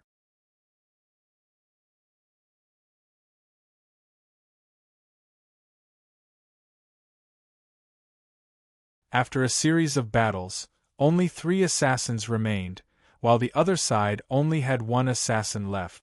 The little girl killed 4 assassins and gladiators in an instant with her long spear. The opponent immediately collapsed and lost the courage to resist. The little girl walked up to them and pierced their stomachs with her long spear. Their blood flowed all over the ground. At this moment the audience was in an uproar. How was this possible? Kaiser the Great smiled. Now this is interesting. Then, the host smirked and said that only 1 person in their team could survive. When the other 3 assassins heard this, they actually chose to commit suicide with tears in their eyes. This was because they had seen the little girl's performance, and they hoped that she could live for them. For a moment, the 3 of them drew their swords and committed suicide. How is this possible? Alonso would never have thought that with so many people fighting, the only survivor would be an 11 or 12-year-old child. Moreover, it was a little girl. The little girl was of medium height. Her hair was a little messy and coarse. Her clothes were simple and could even be said to be a little shabby. The wide gray linen cloth hung on her body, and there were many small holes on it. Her lower body was only wearing a pair of shorts that just reached her knees. Her exposed arms and calves looked a little thin and weak. However, in the little girl's hand, she was holding a long spear that was almost twice her size. It looked a little funny and very out of place. Although this long spear looked incomparably sharp, it was actually the most ordinary standard long spear. The little girl's steps were very small and slow. Holding the long spear, she walked slowly to the center of the Colosseum. She stood there quietly and did not say a word. She did not care about the shouts and shouts around her. In her eyes, there was a maturity that did not match her age. However, under the signal of the officer, the host said that there would be an important show next. This survivor would fight against the giant black centipede. If she won, she would be acquitted. At the same time, a new bet had already begun. Everyone could place their bets. Many people were deeply impressed by the little girl's performance, so they bet that the little girl would win. However, there were also people who felt that the little girl was an arrow at the end of its flight, so they bet that the black centipede would win. At this moment, a black centipede about 3 meters long was let in from another opening in the Colosseum. Hiss! The black centipede's body was covered with small scales that were incomparably hard. As soon as it revealed itself, it raised its body and waved its 2 long antennae at the little girl. It let out a low hiss from its mouth. The pair of poisonous hooks under its mouth were shining brightly, emitting a dark light. The little girl did not retreat, nor did she show a trace of timidity. She only tilted her long spear and pointed it at the centipede's scarlet eyes. Suddenly, the black centipede moved. Its speed was very fast. Its entire body seemed to be flying as it headed for the little girl's face. However, the little girl did not retreat half a step. The expression on her face did not change. She was cold and indifferent. She only tilted her long spear slightly and aimed it at one of the centipede's eyes. If the centipede continued to move forward, the tip of the long spear would definitely pierce its eyes. As expected, the centipede's body suddenly swayed and changed its direction. In an instant, it swept past the edge of the long spear and fell to the side of the little girl. Oh! Alonso's eyes lit up. He did not expect that the little girl would simply tilt her long spear and resolve the centipede's first attack so easily. What sharp insight! Alonso exclaimed in his heart. If what happened just now was not a coincidence, then the little girl's insight was absolutely unimaginable. She could instantly determine where the black centipede would land and react in time. Moreover, she was extremely confident in this judgment. She dared to guarantee that her long spear was pointing at the black centipede's eyes. Hiss! The black centipede was obviously unwilling to give up on its prey just like that. It roared again, and its long antennae swayed. It twisted its body and jumped toward the little girl's knee again. The little girl did not dodge. She only took a horse stance and half squatted. The long spear in her hand was aimed at the centipede's eyes again. Her actions seemed simple, but she directly targeted the centipede's greatest weakness, its eyes. The first time could be said to be a coincidence. The second time was the same. Alonso was sure that this little girl definitely had extraordinary insight.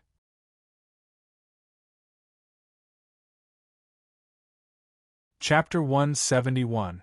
What's even more commendable is that this little girl, who is only in her teens at most, has such a temperament.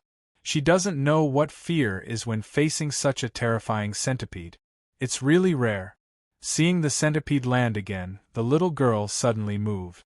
She was no longer passively defending. Instead, she stabbed the spear in her hand towards the centipede's right eye. There were no fancy moves, no unnecessary movement.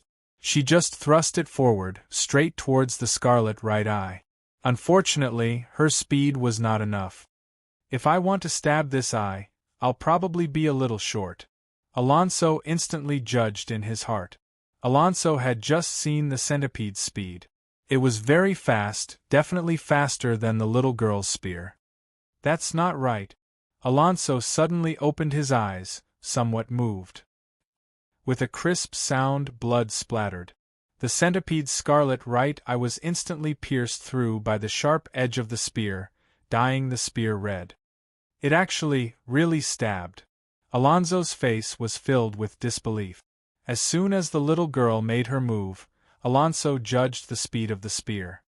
He knew that if he stabbed the spear at this speed, he would definitely not be able to touch the centipede. But the little girl's spear did it. Although the little girl was stabbing straight ahead, it wasn't the same. Her spear was always looking for the shortest distance between it and the centipede's eye. She could always adjust the direction of the spear at the right time, although this adjustment was always at an extremely small angle. If the speed was not enough, then she would shorten the distance. What frightening insight! Alonso believed that even if he had practiced martial arts for many years, he would not be able to have such an absolute grasp of space and time. This was almost an innate talent, an instinct. Genius! Alonso looked at the little girl with sparkling eyes. Alonso used to wave his sword under his father's guidance, paying attention to speed, accuracy, and strength. Every time he swung his sword, he would always follow the direction of the sword and move forward. Even if he changed the sword momentum, he would make a judgment based on the opponent's counterattack. However, he had never thought of seizing the initiative from this distance. Moreover, a straight line was the shortest distance between 2 points. However, if one wanted to swing a sword in a straight line, one had to constantly adjust the angle of the sword. This little girl's simple strike gave Alonso too many emotions.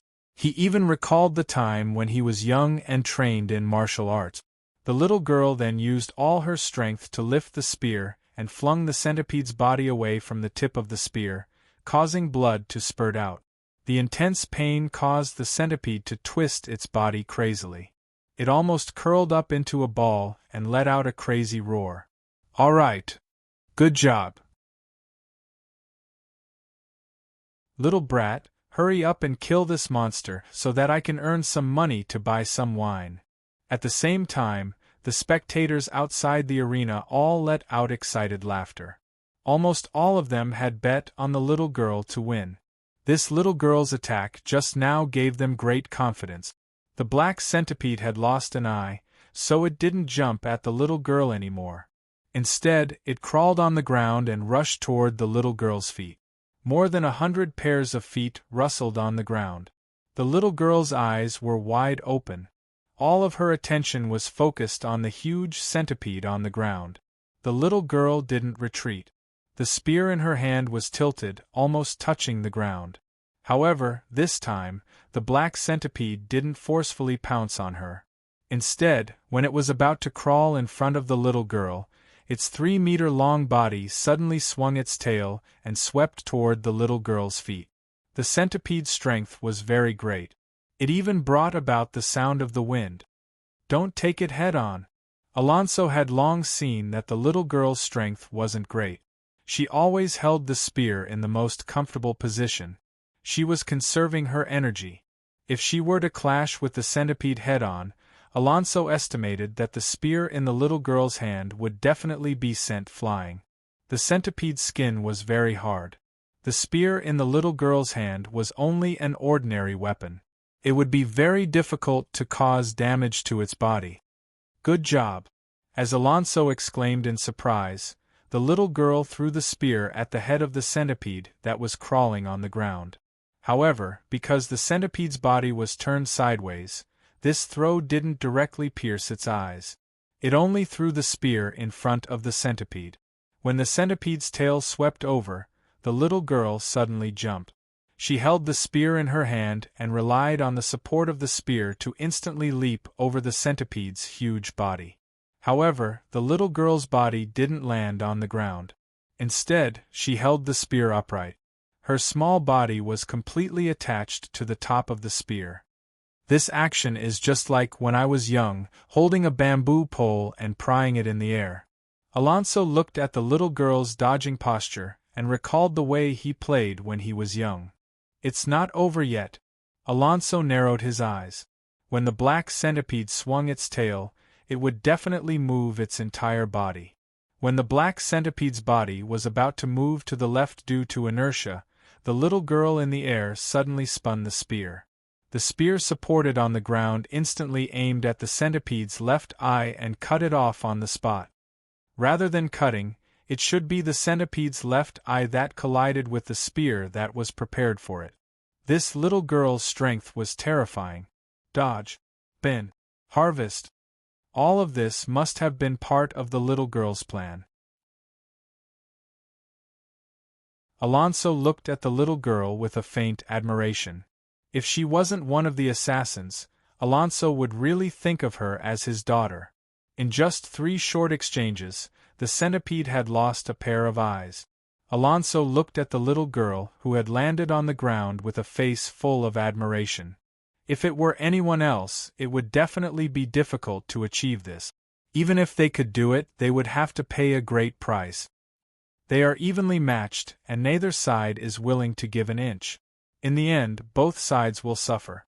But this little girl, with a stab and a spin, she harvested a pair of eyes. It's all because of her extraordinarily sharp insight and judgment. Alonso knew that there were geniuses in this world. Some people, from the moment they were born, had unparalleled talent and ability in a certain aspect, leaving others in the dust. For example, the little girl in front of him. Her extraordinary insight was something that others couldn't learn even if they wanted to. All of this was completely instinctive. It was simple and unadorned. When it was time to defend, it was time to defend, and when it was time to attack, it didn't hesitate. From the beginning to the end, she targeted the centipede's biggest weakness, its eyes. Moreover, the spear in her hand also played a key role. The centipede that had lost both its eyes crazily swung its body. Its 3-meter-long body was like a steel whip, sweeping randomly on the ground. The little girl didn't tangle with it. After her successful attack, she quickly left. The spear was slanted horizontally, always maintaining a distance of a spear from the centipede. Good job, little brat. Yes, drag it to death like this. Seeing that the black centipede had lost another eye, many people outside the arena shouted excitedly. The little girl's victory meant that they had won, and that they had another income.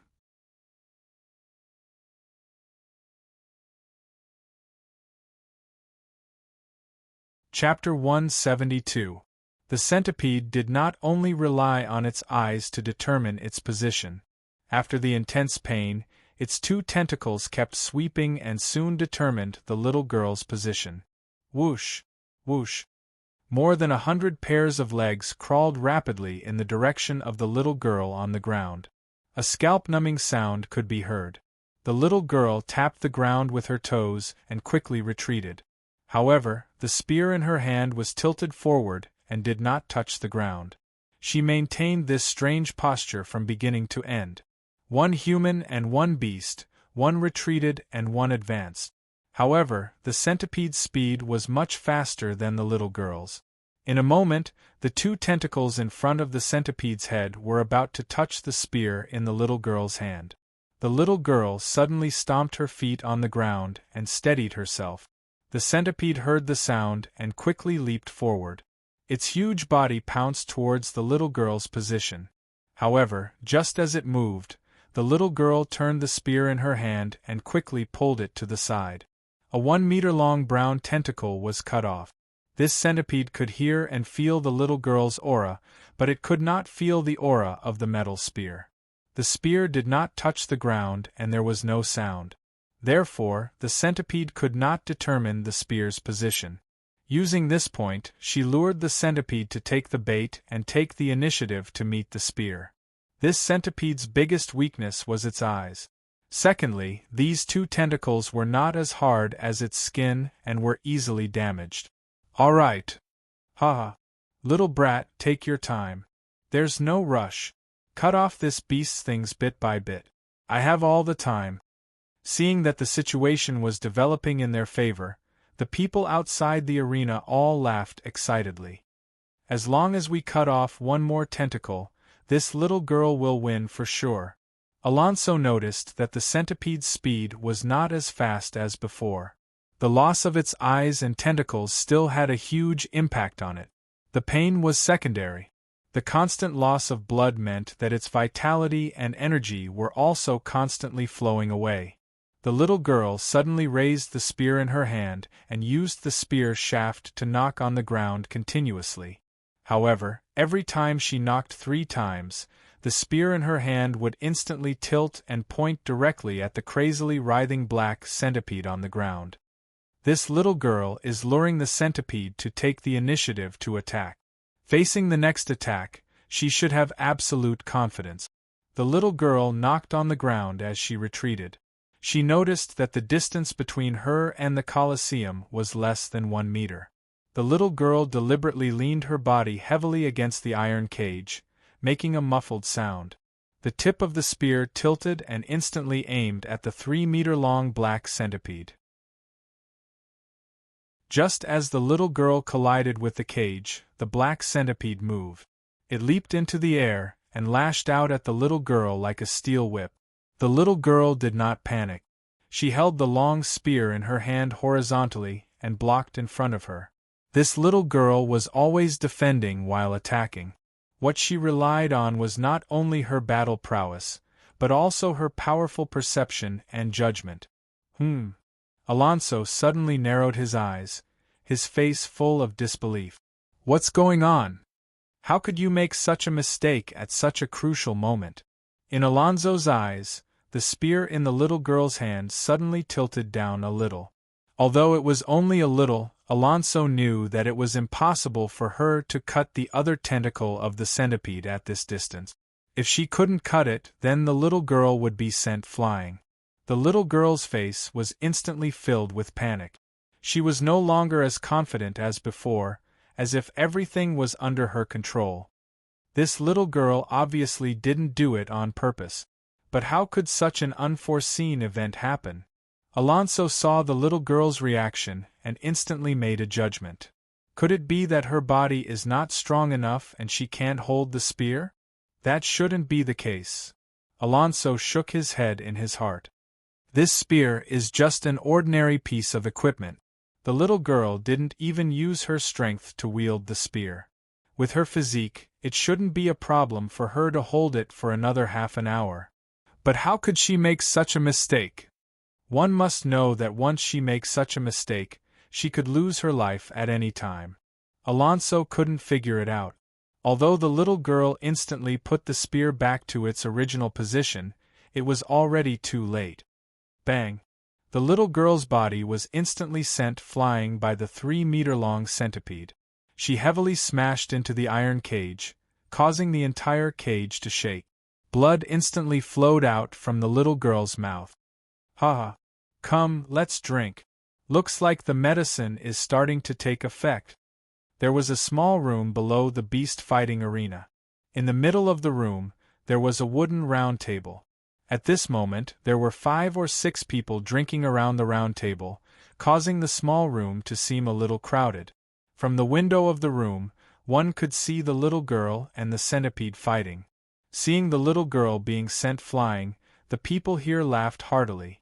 One must know that they were the ones who put the medicine in the assassin's food. Get up quickly. Go quickly. You little brat, lie on the ground and pretend to be dead.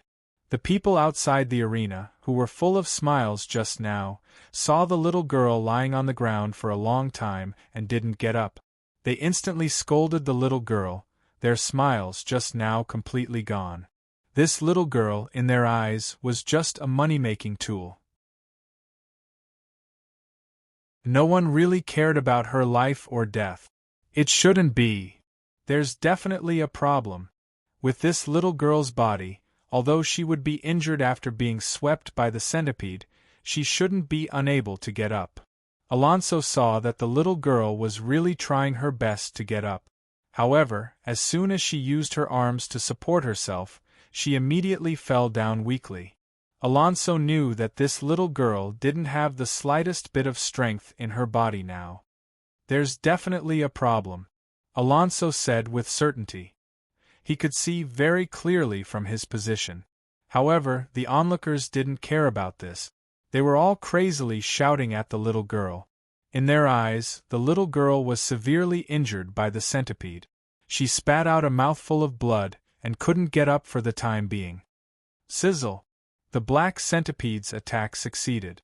It let out an excited roar. Its whole body jumped and pounced towards the little girl's position again. It opened its big mouth, and a thick stench rushed towards the little girl. Hiss!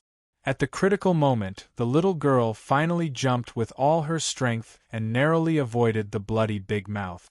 The little girl's stubborn eyes were filled with a strong desire to live. No one was willing to die in the mouth of this insect beast. However, her linen clothes weren't so lucky. They were bitten by the centipede's sharp teeth. With a sizzle, they were instantly torn to pieces. The little girl felt that she couldn't exert any strength in her body. She had a splitting headache and was dizzy. It was very difficult for her to stand there.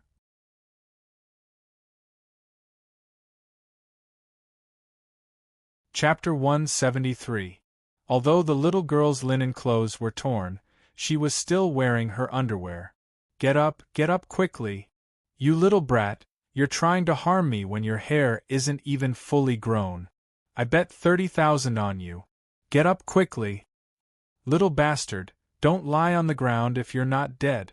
Countless curses were directed at the little girl in the arena.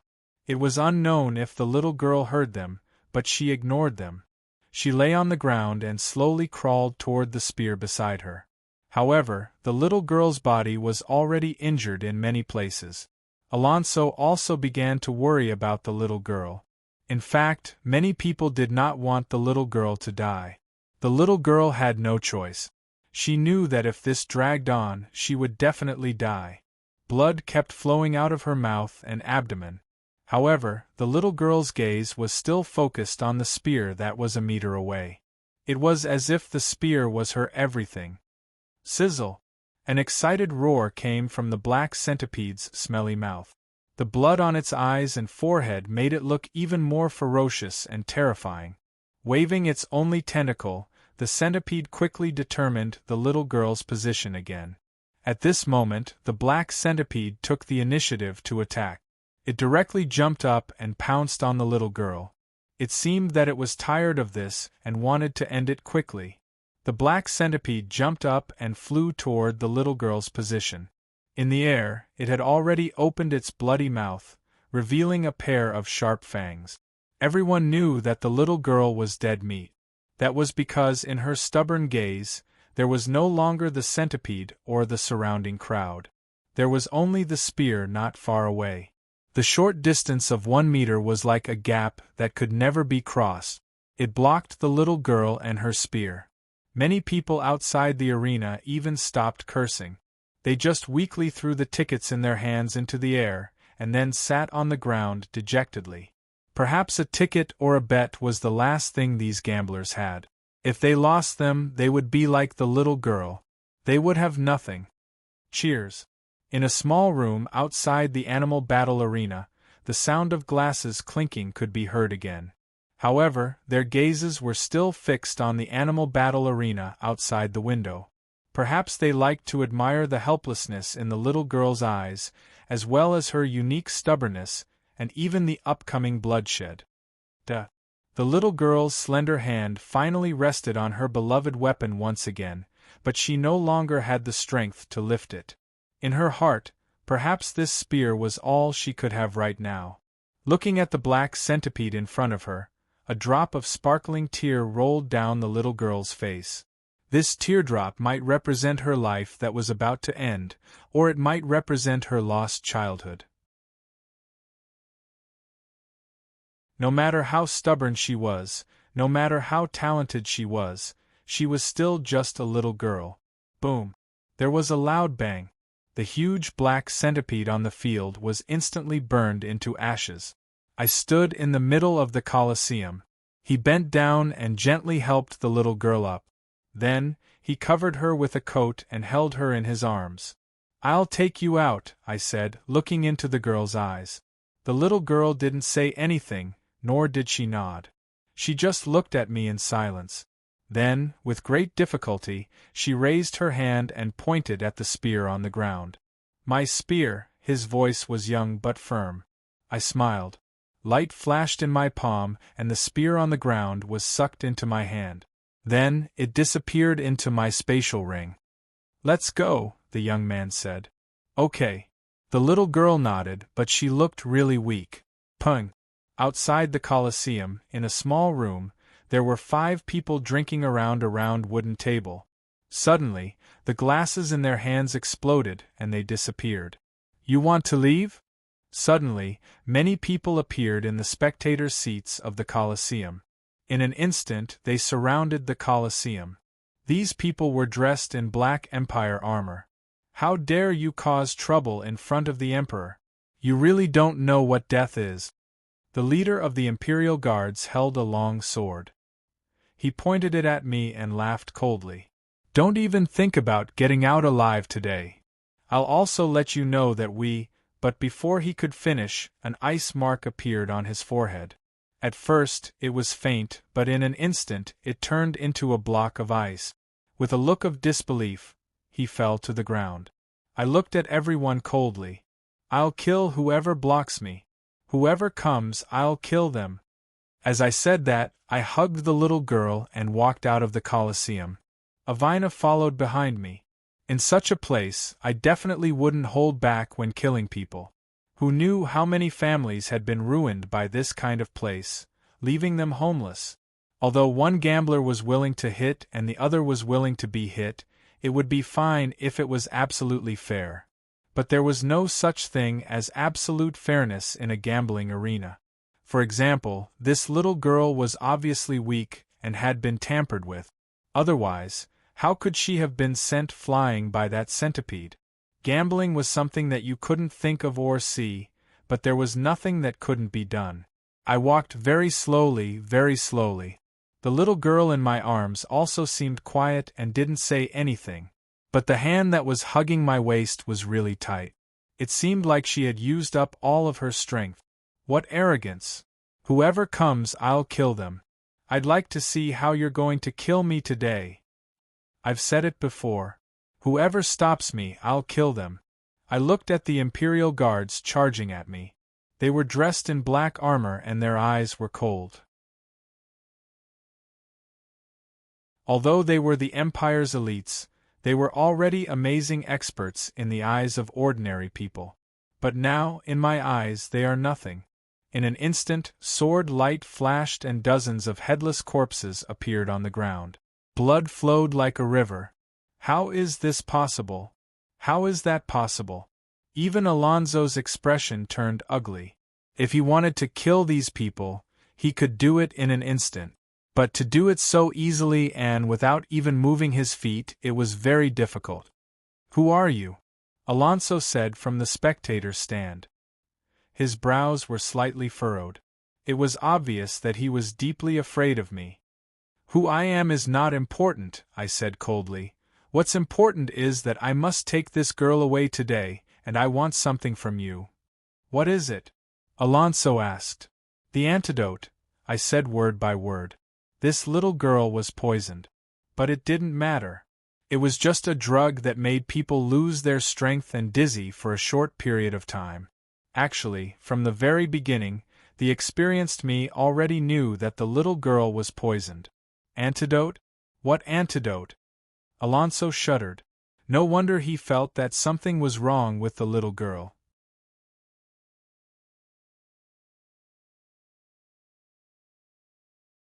Chapter 174. At this moment, Kaiser the Great, who had been silent all this while, finally spoke to Alonso. "Alonso, these people are very strong. For today's matter, let's consider this girl as the winner. As for the rest, I'll leave it to you. Just don't go overboard." After Kaiser the Great finished speaking, he left the Kelendil Colosseum with the accompaniment of the guards and nobles. Alonso looked at Kaiser the Great and nodded. He didn't want the little girl to die either. As for this matter, he had a direction in mind. After all, His Majesty the Emperor had given him full authority to deal with this matter. You mentioned the antidote. It seems like someone actually dared to use such despicable means in the Empire's sacred Colosseum. This matter must be investigated thoroughly. No matter who it is, I will get to the bottom of it and make them take responsibility for this matter. But now you have killed a soldier of the Empire's Imperial Guards. I'm afraid that no matter what, you won't be able to leave just like that. Alonso said to the crowd, mainly to me. At this moment, to my surprise, the ordinary German citizens suddenly changed their attitude. They raised their thumbs up and cheered loudly. Forgive! Forgive! Forgive! The cheers grew louder and louder. It was a spectacular sight. Even if you want to catch me, I'm afraid that there aren't many people in the Empire who have the ability to do so. I advise you to listen to the voices of the citizens. Otherwise, you might not be able to get out of this embarrassing situation. The reason why I was so patient was to give Alonso a way out. Otherwise, even if I wanted to leave by force, what could the German Empire do to me? All right, since that's the case, this little girl's crime can be forgiven. However, you have already been banished. You are not allowed to take another step into Kellendal. Alonso could also see my strength, so he could only find a way out of this embarrassing situation. Avina and I didn't bother with him anymore. I carried the little girl and left the place. Strictly speaking, we were still in the middle of the summer celebration despite the huge changes and incidents this year. However, this didn't affect Kellendal at all. It was still the most majestic city in the Hadrodor continent. It was a dazzling jewel. The Imperial Guards in black armor patrolled the city. The streets were decorated with lanterns and colored banners, just like the usual summer celebrations. The Imperial Museum and the Imperial Library were the crystallization of the Empire's civilization. They had been accumulated over hundreds of years. Actually, Avina and I arrived the day before this year's summer celebration. After the three of us came back from the Dwarf Kingdom, Uther said that he wanted to travel and we parted ways. Although we were grateful for his company, we knew that we were destined to be separated. Avina and I returned to Bauhinia Manor in Gargantuan Bear Town. That was still our Demon Hunter's Blade's base. Looking at those familiar plants, trees, and people, we felt a lot of emotions. When everyone realized that Avina and I had returned, they were shocked. Then, they came forward and hugged us passionately. We felt guilty, but the others didn't blame us at all. They just missed us too much. Perhaps this was family. I hadn't been back for too long. At that moment, my eyes were filled with tears. Perhaps they didn't know that I had become a domain expert. Perhaps they didn't even know what a domain expert was. However, when we saw Highside the Elder and Flance, we choked up. That was because Flance had lost one arm. He was now in charge of daily chores and logistics by Highside the Elder's side. When they saw us, they couldn't control their emotions. They didn't expect Avina and I to return like this. It had been a long time since that incident and too many things had changed. Many things that were familiar to us might not be so familiar anymore. Perhaps there were many things that we didn't know about. As for Lofis, Highside the Elder told me that mercenaries were born with danger. We mercenaries were never safe. On the day of the funeral, everyone went to attend Lofis' funeral. It was raining heavily that day. Everyone's hearts were heavy. This was the biggest loss the Demon Hunter's Blade had suffered since its reconstruction. Natalia left the Demon Hunter's Blade just like us. She returned to her family's territory. She could no longer use magic. Flance led Avina and I to the public graveyard at the back of the mountain. There, Avina and I saw Lofis' tombstone. That tombstone didn't look very impressive. It was hard to imagine that the person lying there was once the famous pirate leader of the Singati pirates. He was also a member of the Demon Hunter's Blade, a respected mercenary. Flance told us that on the day of the burial, after Hyside the elder finished his eulogy, he used his remaining arm to bury him bit by bit. After spending so much time together, Flance told us that he wanted to personally send Lofes on his way, just like how he buried his other companions. Avina and I couldn't describe the feelings in our hearts. We could only pat Flance on the shoulder and thank him for his hard work. Back then, he was the only one who brought Lofes' body back, along with Kevin and Mayfair. Only the three of them returned. One could imagine how dark and sad that period of time was. Now that Iwina and I have returned, we see so many familiar faces. Kelvin, who has grown taller and more handsome, Mayfair, who is still charming and pure, the younger brother of the Lord of Forgefires, Dolam Irondiamond, the dwarf master craftsman Ram Irondiamond, who only wants to live an ordinary life, and the mysterious goblin merchant Peary Thomas, who claims that there is nothing you can't think of that can't be bought. Everyone was still as strong as ever, because they loved this place. Recently, the development of the Kingdom of Northland had more or less affected the Demon Hunter's Blade. After all, a mercenary group needed bounty missions to earn bounties to survive and continue operating. The huge amount of wealth that the Kingdom of Northland had plundered, coupled with their strength and the vitality of this new kingdom, had affected everyone in the Demon Hunter's Blade. Hyside the Elder had recently been discussing a cooperation with King Gravel. The German Empire's Blackstone fortress was easy to defend and difficult to attack. It was too terrifying, but it was the only way to enter the German Empire by land. King Gravel was thinking of other methods to see if he could pass through the Empire's barrier. The Demon Hunter's Blade was a good choice, and the king had sent someone to discuss the cooperation.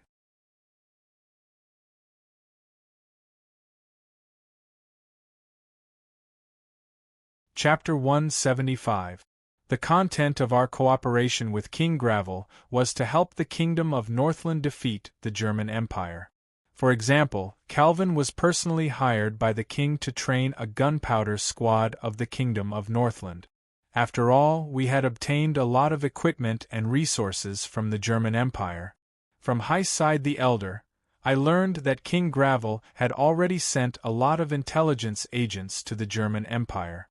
Some of them were in charge of gathering intelligence, while others were in charge of instigating riots. This time, I told Hyside the Elder about Avina and me, as well as the things we had encountered along the way. Hyside the Elder said that he would always support us, and that the Demon Hunter's Blade would always be our backing. I decided to go to the German Empire with Avina because we wanted to find the Wing of Destruction, the Black Dragoneer deal. On the day we returned to Kellendil, we went to the Green Dragon Tavern. That was where Avina and I met and where all our stories began. However, the Green Dragon Tavern no longer existed after such a long time. Perhaps it was destroyed in the war with the undead, or perhaps it was just that it couldn't be operated anymore. Now it had a new owner, and even the decor had changed. It was now called the Handsome Man Hotel, and the decor was much more luxurious than before. Now it was overcrowded, and most of the customers were women.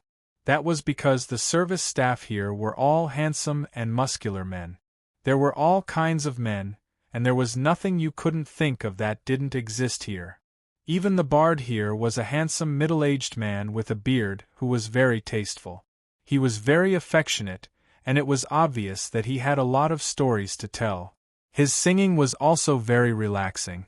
There was one person in the crowd. She was a woman, but as a dragon, I didn't judge her by her appearance, but by her scent. I could clearly feel that her scent was very familiar to me. She was wearing a long black robe and purple underwear. Her figure was hot and sexy, and her skin was also wheat-colored. I thought hard about where I'd seen this familiar aura. Suddenly, I recalled that this familiar aura was from the stone room with the 5 evil eyes in the icy peak of Althalia. Yes, it was the Shadow Queen who had walked out of the Mirror of Prophecy. Now that she had transformed into her human form, he really didn't expect her to be so strong. He still didn't know her name. I didn't expect that we weren't the only ones who escaped from the icy mountains of Althalia. I didn't expect them to have escaped to such a far place in the Empire. Avina and I decided not to disturb her. After all, we didn't have any grudges against each other. Suddenly, the Shadow Queen looked at us and smiled at us. She looked really charming. There were all kinds of people in this hotel. A handsome man who seemed to be rich was wearing a mink coat made of white mink fur. It was summer now. Although it wasn't as hot as Spring Harbor, it was still the hottest time of the year in Corendell. Wearing a mink coat at this time was really strange. Every year there would be strange things, especially this year. What was even more embarrassing was that a woman in revealing clothes actually took the initiative to greet this strange man. She was very attentive and flattering. The most embarrassing thing came. This man did not pay any attention to this woman. It was as if this woman did not exist. He actually went to find a well-built, dark-skinned man. Then, the two of them left hand in hand. This made everyone's jaws drop. Only the sexy woman was left, cursing and swearing. At the same time, there was a commotion on the street outside the hotel. Avina and I didn't come here in a hurry. We just wanted to experience the lives of ordinary people. We saw a group of Imperial City Defense Army soldiers beating an old woman on the street. On the other side, the Knights of the Church were watching. They weren't the Knights of the Church that I knew. The Knights of the Church that I knew were from the Falcon Knights, one of the 3 major knight orders of the Church. All of them had a knightly spirit that was admirable. The Falcon Knights were all responsible, true heroes, and trustworthy people. They didn't look like this at all. I didn't know which knight order they were from. The little boy cried helplessly. He didn't believe that anyone would save them and help them. It turned out that his mother, the old woman, was just an ordinary snack seller. She had to wake up early and work late every day to run this snack stall with meager profits to support the mother and son. The little boy didn't go to school. Instead, he helped his mother. Although the days were tough, they lived happily. When the witch hunt became more and more intense, a few useless soldiers of the Empire's City Defense Army, who only wanted to eat without paying, reported to the Knights of the Order that this old woman was a pagan witch who poisoned the food. The Knights of the Church also knew what was going on with this obvious framing, but they still colluded with each other to frame the old woman. The little boy felt hopeless. He couldn't even report to the Knights of the Church. His mother might be killed by them. He had seen how the Knights of the Church dealt with the pagan witches and witches. His mother gave birth to the little boy when she was very old. Although life was tough, she doted on the little boy. The little boy also loved his mother very much. The little boy knew that crying was useless. He didn't expect anyone to help them. The only people who could save them were themselves. The little boy was unusually calm. He rushed to the disgusting soldiers who were laughing and making threatening gestures. He wanted to kill them, but the fully armed soldier kicked him away with his boot. There were too many gray areas in this world. True justice didn't exist. Good and evil were often separated by a single thought. Most of the time, there would be consequences for every cause. Today, these people bullied the little boy. Who could guarantee that they wouldn't be beaten up by the little boy in the future? Moreover, this world was so mysterious. No one could guarantee what would happen in the next second. It was just like how the Knights of the Church and the Imperial City Defense Army soldiers who were bullying the little boy would be burned to ashes by me in the next second. Looking at the beautiful flames, the little boy's eyes were filled with light. This was the most beautiful scenery he had ever seen.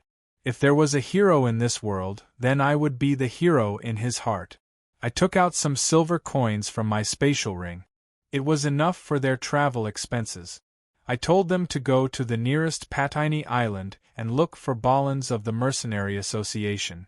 I wrote a letter to him and told them to go there immediately. Someone would take care of them. At the same time, Ivina and I also disappeared from this place, leaving behind a pile of ashes.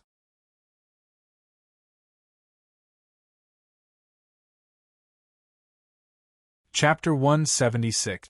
Avina and I were walking on the streets when suddenly, a woman with heavy makeup walked towards us. She thought that she was beautiful, and even held an umbrella under the sun. This woman only cared about her own beauty, and her umbrella was unusually low. After all, the people from the empire weren't that tall. There were many people on the streets and the traffic was heavy. The long and narrow streets seemed to be unusually crowded. This woman walked towards us. Avina and I were discussing why the Shadow Queen would come here. I really didn't notice this woman. This woman directly used the thorns of her umbrella to scratch my head. She didn't even apologize. She didn't even look at me. Anyway, she didn't affect me at all. She just walked past me. Walked past me. I was instantly enraged. No matter what, I was still a domain-level expert. I was hit by this empire's heavily made-up and self-righteous trash girl with a parasol, and she didn't even apologize. It was as if nothing had happened. At this moment, some carriages that were delivering food to customers sped past me. They just ran past me, one after another. It was the recent summer celebration, and many people chose to order food. They didn't even want to leave their homes.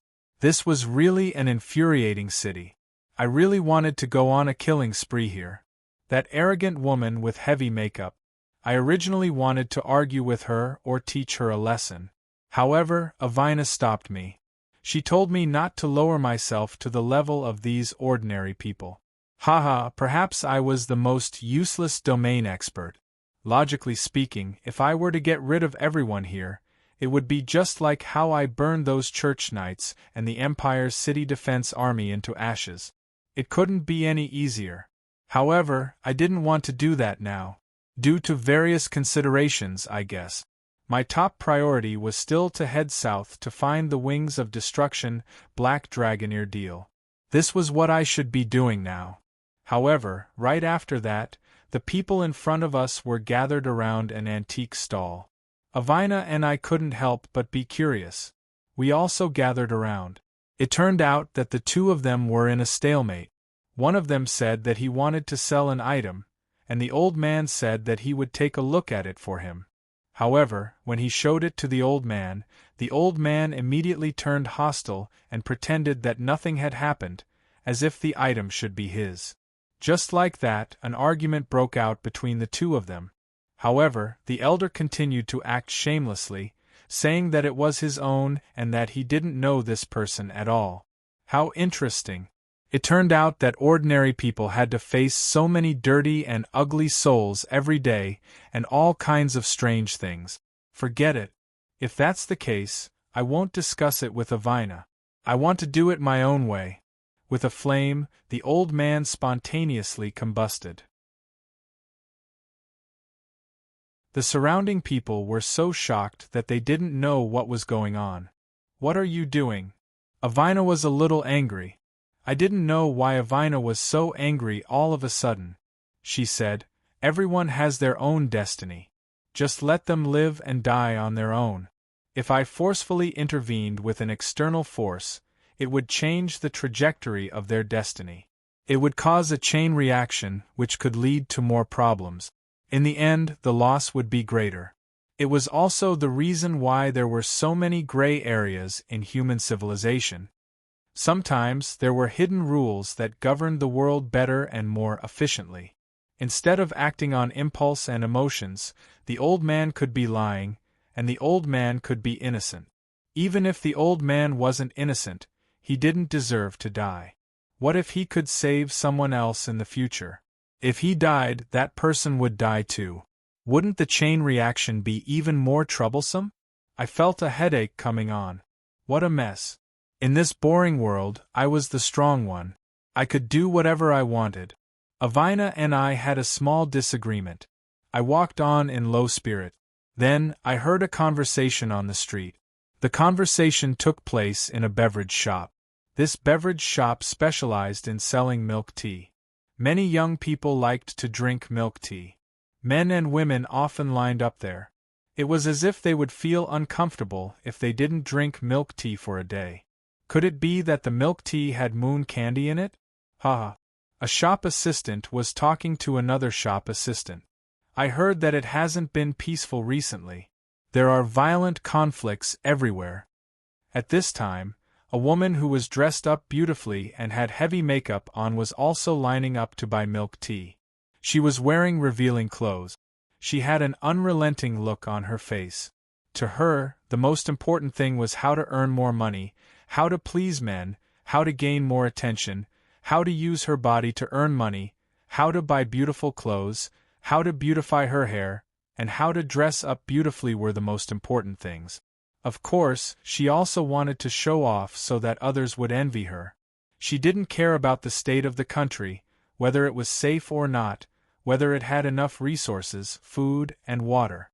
She even sneered at those who cared about her. Ha! People like her would only change their attitude when disaster befell them. As expected, these mortals didn't know anything about power. They lived very narrow-minded lives. I couldn't change them.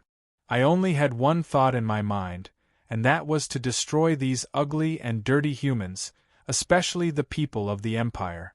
I wanted to tear off their ugly and hypocritical masks and instill the truth in them. I didn't care if they could bear it or not. They were just a bunch of trash. At this time, I felt my power become stronger. The power of destruction surged in my heart. I only came back to my senses when Avina called me.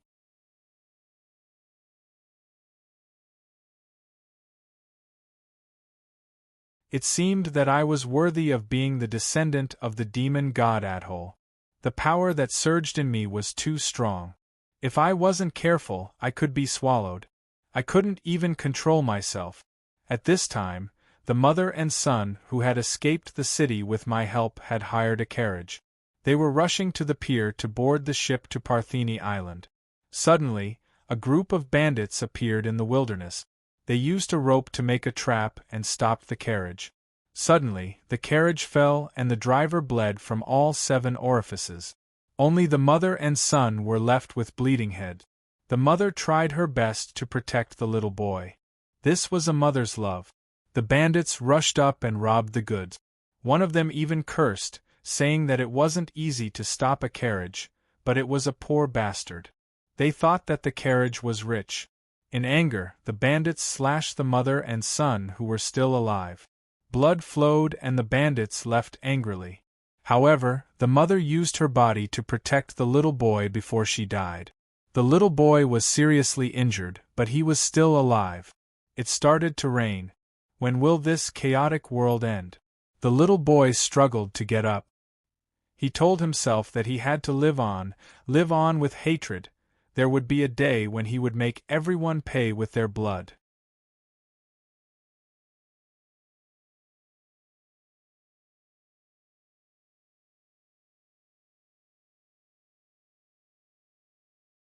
Chapter 177.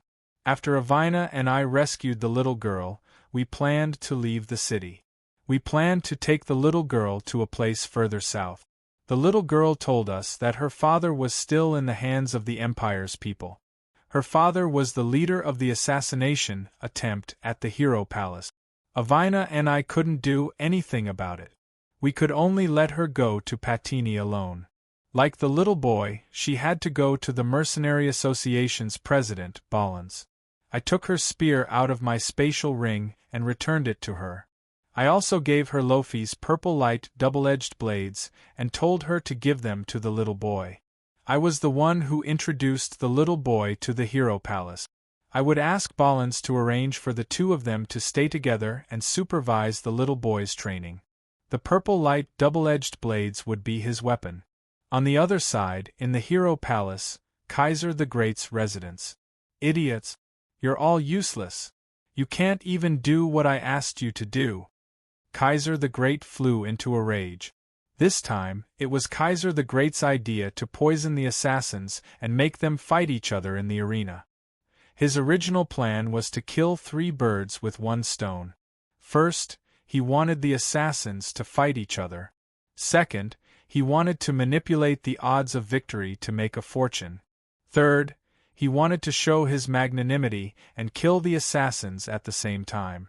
Originally, Emperor Keys felt that this move was flawless, but this sudden change ruined all his plans. Most importantly, he felt that he couldn't get out of the embarrassing situation today. He was afraid of my strength, but he also felt that he couldn't do whatever he wanted. This feeling of helplessness made him the most unhappy. In the German Empire, he, Kaiser the Great, could do whatever he wanted. When had he ever been humiliated like this? The floor was covered in fragments, and the maid was shivering in fear. After Kaiser the Great vented his anger, his expression changed. He smiled and told the maid to leave. Then, he took the crossbow on the wall and shot the maid to death. Stepping on the maid's head, Emperor Keys used his foot to crush her, venting the unhappiness in his heart. To the dungeon, Kaiser the Great said to the Imperial Guard guarding the door.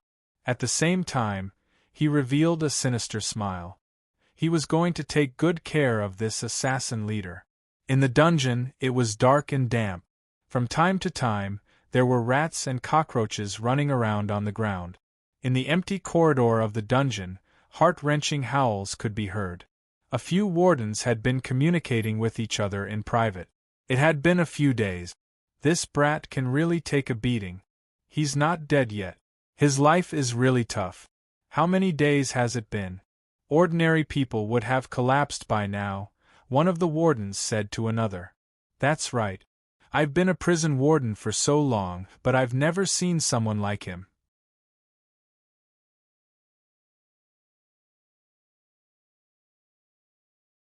A few more miserable howls were heard. This time, the source of the sound was the imprisoned leader of the assassins who tried to assassinate the emperor. This person could be considered young, in his 30s. There wasn't a single piece of flesh on his body that was intact. The places that could be executed were all over his body.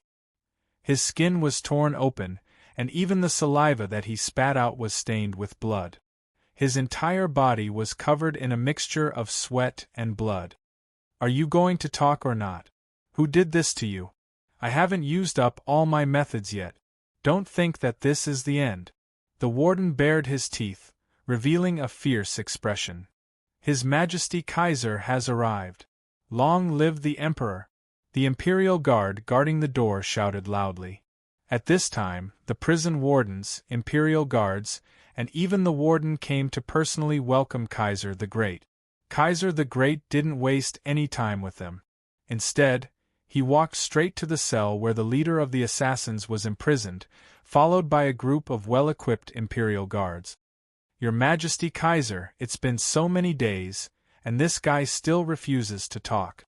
The warden immediately followed behind and said eagerly. A bunch of useless trash.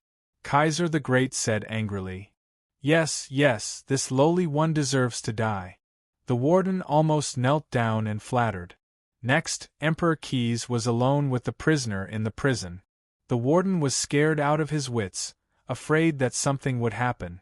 But when Emperor Keys came out, the warden's worried heart was relieved. Kaiser the Great personally ordered that this man must be kept alive. If this man died, then everyone in this prison would die with him. After that, Kaiser the Great left with the Imperial Guards, leaving behind the warden and the prison wardens who were drenched in cold sweat. After Emperor Keys returned, he issued an order the next day, which was to strictly investigate all things related to writing within the empire. He could not give any chance to those with ulterior motives who mixed among the people of the empire. From the next day onwards, the entire city was locked down, and all entrances and exits were strictly checked. The Imperial Guards searched door to door, and if they found any forbidden writings or letters, they would be immediately arrested, and their families would be taken into custody. For a time, the citizens of the city were mourning. Many people were reported or found to have forbidden writings, and they were either arrested or killed. At this time, a nameless circus was setting up a tent in an open space in the city. They were going to hold a circus here, and what was incredible was that their performance was completely free, but only 100 people could watch it every day. For a time, all the people who had nothing to do flocked over. One person spread the news to 10 and 10 to 100. Everyone wanted to see this magical circus.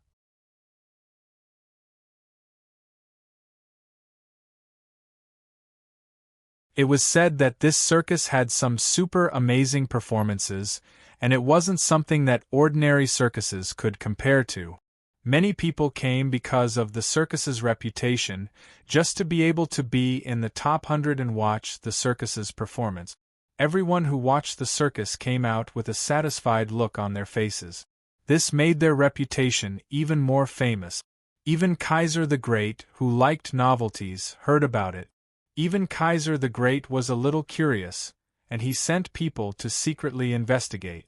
After the people who went to investigate came back, they only said that there was no problem at all, and that their performance was simply wonderful. However, the strange thing was that the descriptions of the people who had seen it were all different. It seemed that this circus was indeed unique. This stimulated Kaiser the Great's curiosity even more, and he also wanted to see what was so magical about this circus. Therefore, he sent people to arrange and talk to the person in charge of this circus. The emperor wanted to book the whole place. However, the person in charge of this circus was very mysterious. He was actually a person wearing a mask, and his original appearance couldn't be seen clearly. He hesitated for a moment, but he still agreed to the emperor's request. He could hold a special performance for the emperor, but only 100 people could enter. Kaiser the Great thought for a moment and agreed.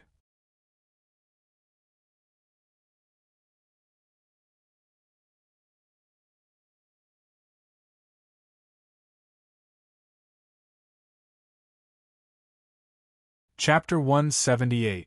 At this moment, in this nameless circus, the man with the golden mask was sitting there. He was wearing a black robe, and the empty expression on the mask was a little scary. It was impossible to tell whether he was a man or a woman from his appearance. His figure could be said to be a standard one, neither tall nor short. The boots on his feet were very exquisite and beautiful. The jet-black leather boots looked very expensive. He didn't speak. In fact, his voice was also specially modified. It sounded like the hoarse voice of an old man. It was unknown if this was his original voice or if it was changed through some means. It was rare for people to have such a strange voice. The space inside the big tent of the circus was quite big. The audience could accommodate about 100 or 200 people. The stage could at least accommodate a few elephants performing there. Today, the circus released the news early in the morning that they would be resting for 3 days.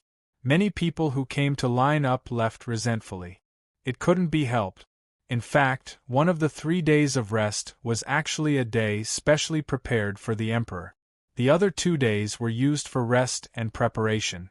After all, the performance had been going on for a while. This time, the emperor came to watch personally. Of course, he didn't dare to slack off. A fair-skinned woman with silver hair sat beside the man with the golden mask. She looked very charming. She didn't speak either. At this moment, another woman spoke. She was a straightforward person. She was a woman with wine-red hair. Her figure was very good. The places that should be big were big, the places that should be small were small, the places that should be perky were perky, and the places that should be flat were flat. This red-haired woman wore a pair of black skin-tight leather pants that showed off her perfect figure. Unlike some women, wearing leather pants would only make people feel disgusted. She was wearing a close-fitting black tank top that exposed her arms. She looked very sexy. "We're all ready. After such a long time, we're really a little embarrassed. This time, we really want to teach that little emperor a lesson," the woman with wine-red hair said. Her beautiful red lips made people drool. "Serena, it's obvious that we can't do that now. Our priority now is to leave this place and go to the kingdom of Northland. There's no longer any value in staying here." The woman who spoke was wearing a blue dress with a silver necklace inlaid with red gems hanging around her beautiful neck. Her golden hair was very soft, giving people a dignified and calm feeling. "Then tell me, Sevilla, what should we do? Are we just going to sit around and wait for death? Are we going to watch the opportunity slip away from our hands with our own eyes? When have we ever been treated like this? When that brat Thoden was still around, when have we not lived a life of luxury?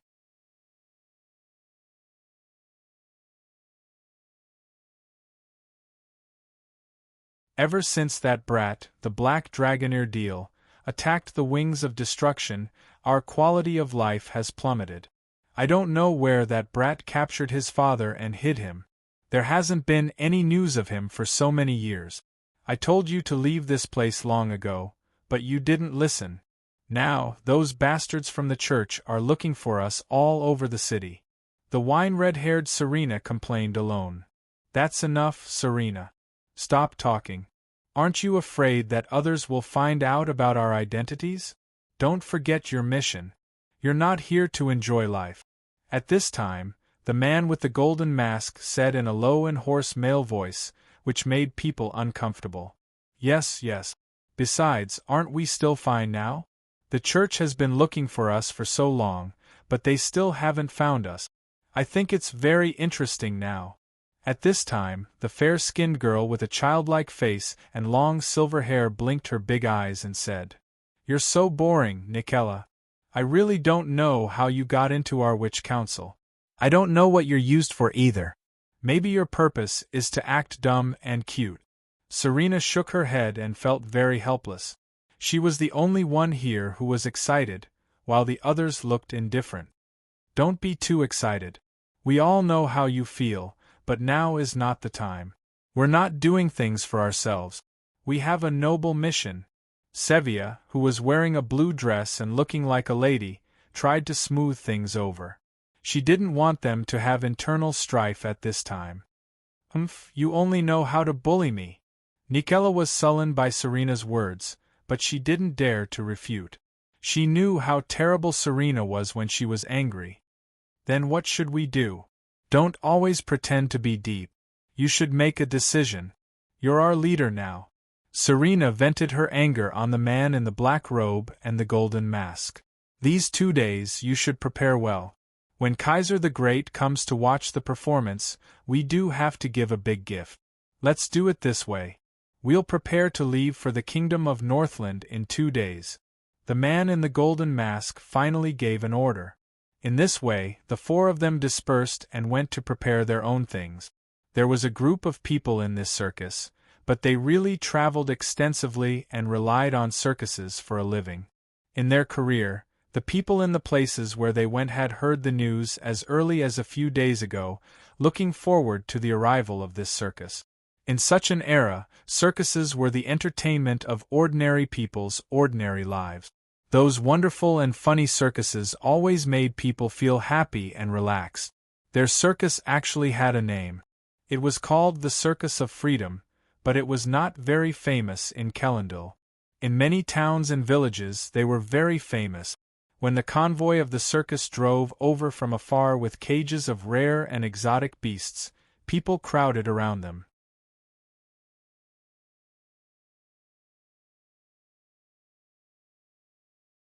Naturally, there were all kinds of animals in the cages of the circus. In this special circus, one could also find all kinds of rare animals. There were gray sandworms that stood upright like meat worms, monsters with a large number of tentacles around them, white lizards with forked tongues and agile bodies, hunting monkeys that were larger than ordinary monkeys, and obedient spiders and other strange creatures. In short, there were dwarves who knew how to use flying daggers, beautiful beast tamers, and so on. However, what really made them popular in Kalendir was the recent letters about the Delman language. The Empire was cracking down on them, so many people came to watch the circus to avoid being searched. Another reason was the participation of Serena and the other 3, which made this circus completely popular. As a result, the person in charge of the circus became the man in the golden mask who joined later.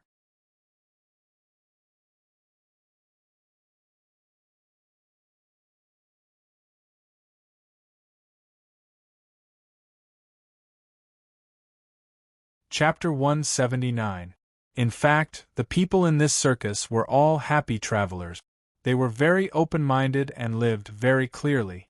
They used an open-minded mentality to seize every minute and second of life, hoping to live a wonderful life. Many people were actually born with disabilities.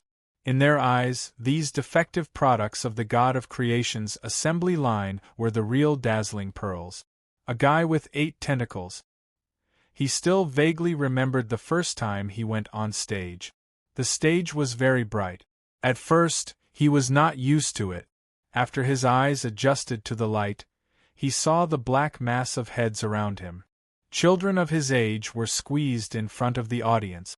In addition to being curious about him, people also seemed to be afraid of him. The parents would push their children's backs and encourage them to stand forward. "Be brave, baby. Look, he's locked up. He won't bite." Some of the children screamed and slapped their cages, making faces to hide their fear. Has anyone ever seen anything stranger than this? Oh no, human beings? Look at his upper body. It's completely a cute child, no different from your son. But he has no hands, no legs, and no penis.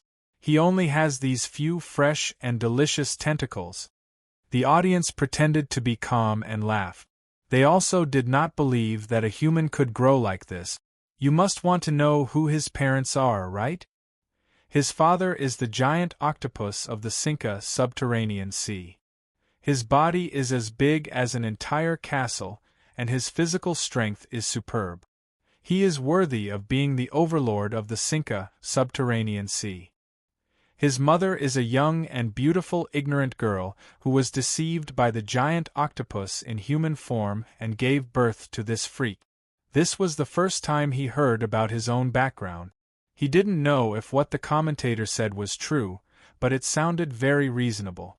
It could also be made up by the group leader, but who cared? He had been traveling with this circus for as long as he could remember. This was just the beginning. Since that day, his body and his mother's shame were displayed in front of people day and night. Women, men, old people, and children came to see him from morning to night. Their eyes flashed with excitement, fear, and disgust. At that time, how could he have known that he would never be able to shake off such a gaze for the rest of his life? This was only a small story of one of them. In this place called the Circus Libre, there were too many secrets and endless stories to tell. Other people's stories might be more interesting, such as the previous regiment commander.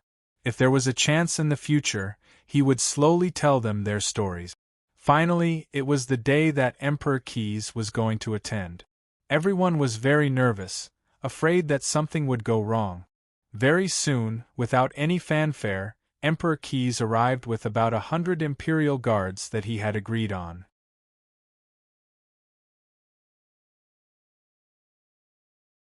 Kaiser the Great sat in the best spot with more than 100 people gathered in one place.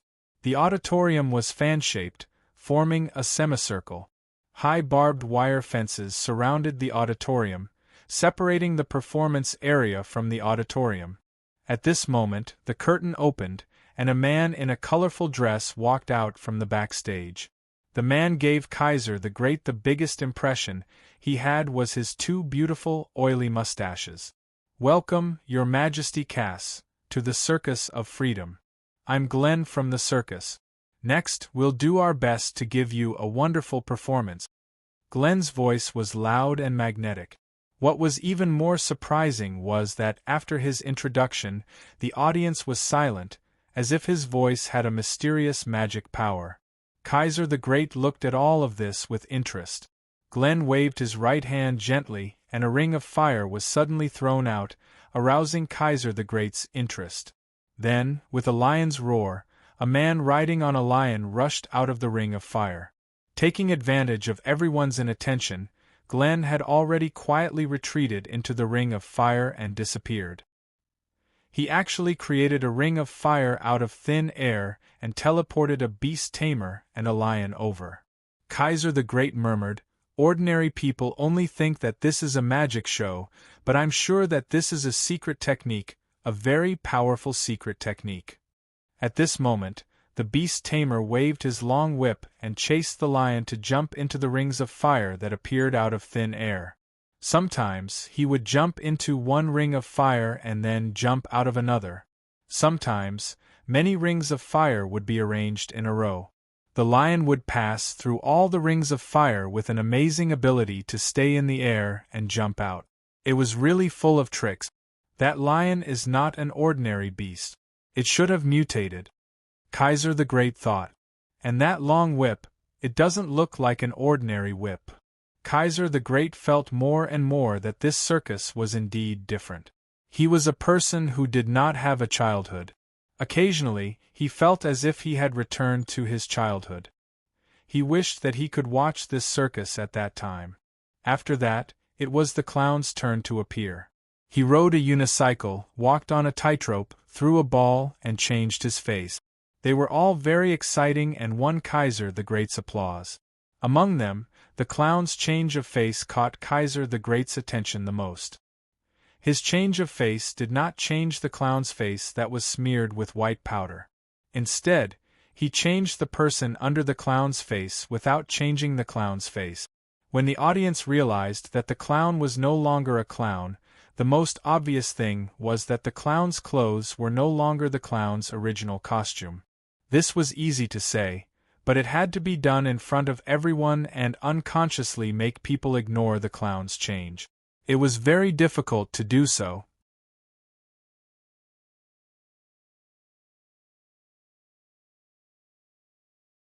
After the clown left the stage, it was the male and female acrobats who flew up in the air to do aerial relays, high-altitude tightrope walking and so on. Finally, the magician appeared. It was the classic white dove magic. Is that all?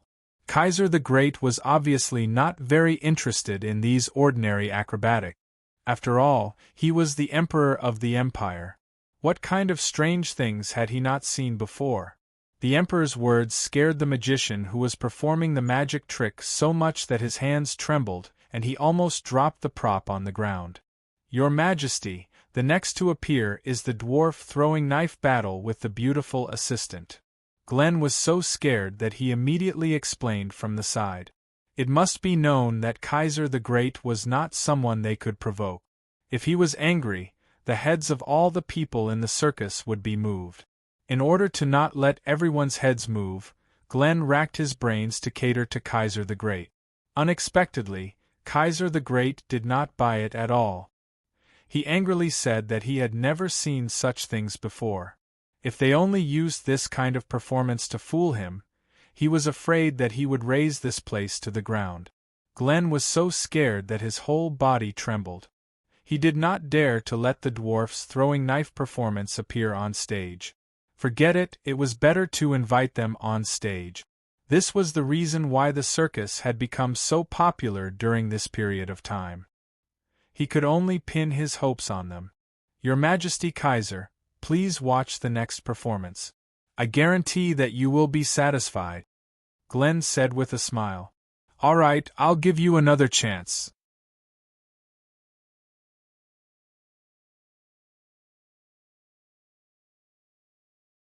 Chapter 180. At this moment, a strange light lit up on the circus stage. Suddenly, a dragon rushed out from the backstage. That dragon was lifelike. It was the black dragoneer deal known as the Wing of Destruction. It rushed towards Kaiser the Great, and hot dragon flames spewed out over the circus. That scorching dragon breath made Kaiser the Great feel incomparably real. This was the shadow of his childhood. It was as if he had returned to that day. That day happened to be July 20th, 1492, the sun moon, the summer celebration, the day when the Wing of Destruction Black Dragon Eardeel attacked the holy city of Kellendil. That day, he lost his father, Throdon the Great, forever. He should have been a prince who grew up happily and was envied by everyone, but after that day, he had a hard time living like this. At this moment, the man wearing the golden mask was casting magic. The air seemed to be under his control. His name was Claudia, and he could also cast some illusions. Suddenly, the black dragon was shot from 3 different directions by 3 different colored lights. The 3 rays of light were white, red, and green respectively. The giant dragon was restrained by the 3 rays of light and struggled desperately. Even the entire circus felt like it was going to fall apart. Then, the dragon shattered in front of everyone and turned into purple starlight that filled the sky. 3 beautiful women descended from the sky. They were Nizara, Serena, and Sevia. They were all wearing silver masks. After slowly descending, they bowed to Kaiser the Great. At this moment, the entire circus was abnormally quiet. Glenn felt that his sweat dripping down could probably be heard. Kaiser the Great pondered for a long time before slowly raising his hands and clapping. Then, all the imperial guards followed suit. "Very good, it is indeed a wonderful performance. Pass down my order. Later, get someone to send over the reward gold coins. For the time being, tell them not to go out," Kaiser the Great said to his subordinate. Then, Kaiser the Great left the Circus of Freedom with a group of people. "Go and inform the Pope. Tell him that I've found the person they're looking for. The rest is up to them." After saying that, Kaiser the Great left without looking back. Although he also thought that this circus performance was indeed wonderful, he still reported them. Next, he could sit and watch a good show. He didn't care whether they lived or died. In the Circus of Freedom, Serena's hands were still itching with hatred. Claudia, who was wearing a golden mask, told her that now was not the time to make a move. This little emperor definitely could not die. At the same time, Claudia told the other 3 members of the Witch Council that a good show was about to take place today, and the answer would soon be revealed. At that time, it would be time for them to play. At this time, Pope Xi of the San Antonio Cathedral received a letter from Kaiser the Great. Ikisi opened the wax seal with the emperor's coat of arms and took out the letter to read. While reading the letter, a satisfied smile appeared on Ikisi's face. After such a long time, today's opportunity finally came. It seems that today is the best time to eradicate the Witch Council. It seems that this is the grace of the 7 gods. Quickly, summon the heads of the 3 major knight regiments, all the bishops and inquisitors here. There's no time to lose. Pope Xi ordered the Templar Knight beside him. The power of this church was mainly composed of the Templar Knights directly under the Pope and the 3 major knight regiments, namely Red Flame, Twilight and Falcon, plus the religious zealots led by the inquisitors and the knights and priests under the bishops. This was a huge force from top to bottom. They could even be said to be on par with the Empire's system. They were almost a country within a country. The previous witch hunt was mainly handled by the armed religious zealots under the inquisitors and the knights under the bishops. This time, Pope Xi would do his best. He couldn't let this once-in-a-lifetime opportunity slip away from his hands. At this time, the entire periphery of the Circus of Freedom was secretly surrounded and controlled by the Templar Knights directly under the Pope. What he needed to do now was to summon all the leaders of the Kellendal Church and let them lead their own men to carry out this most important operation. Soon, the heads of the 3 major knight regiments of the church arrived. They were the Falcon Sacred Knight, Gregory Gerard, who had replaced Dwayne as the new head of the Falcon Knights. The second was the cold female head of the Twilight Knights, one of the 10 Sacred Knights, Sacred Knight Margaret, dear Sacred Knight. The third person was the commander of the Crimson Flame Knight. This bare Sacred Knight, Coleman, was nearly 2 Demeters tall. He wore a black heavy armor with the emblem of flames on it and a winged helmet on his head. His weapon was a giant axe. Next was the Inquisitor dressed in white. His name was Ahriman, and he was also one of the 10 Sacred Knights. He was the Snake Sacred Knight. Next, the bishops scattered all over the place brought their men and rushed to San Antonio Cathedral. These bishops were actually the ones in charge of their respective areas. They could also be understood as the local pope. They had their own knights and priests directly under them. The bishop who had escaped from Prin Harbor was the same as these bishops, but because he was the bishop of a large city, his authority and status were naturally much greater than the bishops of other small places. It was a pity that his church and his influence no longer existed. If not for him risking his life to come back and bring back news of Prin Harbor, the empire might not have known about it for a long time. This bishop was called Hemmens, and was nicknamed the Iron Blood Bishop. He was dressed in black armor and held a sharp sword in his hand. He could be considered a person of strength. Now that he had lost his territory, he was temporarily under the Pope's command.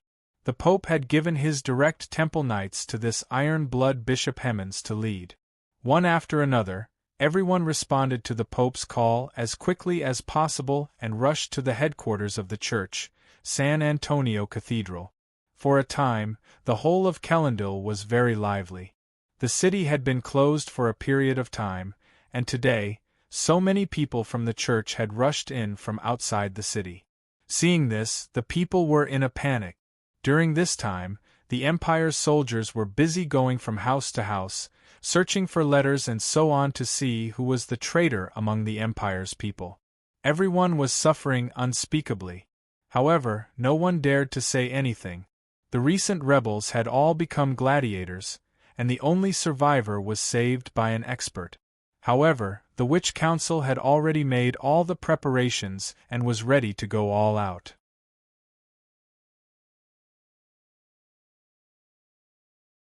Chapter 181.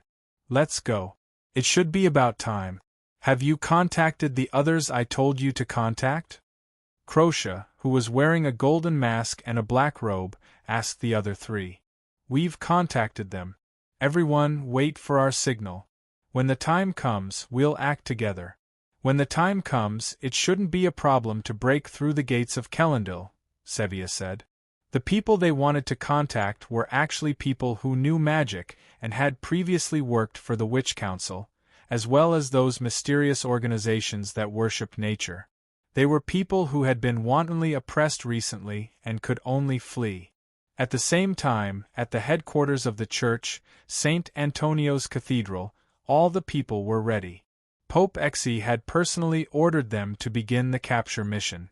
At the same time, he had a temple knight by his side send a letter to the king, informing him to send more people to reinforce the gates of Kellendale. They couldn't let anyone escape. At the same time, the 3 major knight regiments were stationed at 3 different gates of Kellendale. Iron Bishop Hemmens led the temple knights and the rest of the people to the last gate. No matter where they fled, they would encounter an iron barrel-like defense. It would be impossible to escape even if they had wings. The presiding judge led the religious fanatics directly to the Circus of Freedom station to capture people. The other bishops led the knights and priests of the church to spread out and search the city. A great battle was about to break out. Looks like the weather is going to change today. Pope Exi, who was dressed in white, raised his head and said. On the Circus of Freedom's side, the real members of the Circus of Freedom were also ready. They also wanted to take advantage of the chaos to leave this place and wander the world. Haha, I haven't stretched my muscles in a long time. I feel like today is going to be a refreshing day. Serena, who was dressed in black tight clothes and had a head of beautiful wine-red hair, laughed happily as she spoke. At the same time, flames ignited in her hands. Are we really going to do this? I didn't expect this to be the result. Looks like I can't fall behind. The silver-haired Nikela wore a cute little white dress. Why do the 2 of you look like you're going to a masquerade party? Sevilla, who was dressed in the most standard gray-brown magic robe, said in surprise when she saw the 2 of them. If you're ready, then let's get started. Let's celebrate the summer celebration. Taking off her black robe, Crocia was still wearing her golden mask. She had a head of black hair, and this time, it wasn't the strange hoarse voice of a middle-aged man, but rather a very gentle voice. He really didn't expect her to be a woman, but it wasn't strange. Most people with the name Crocia were women's names.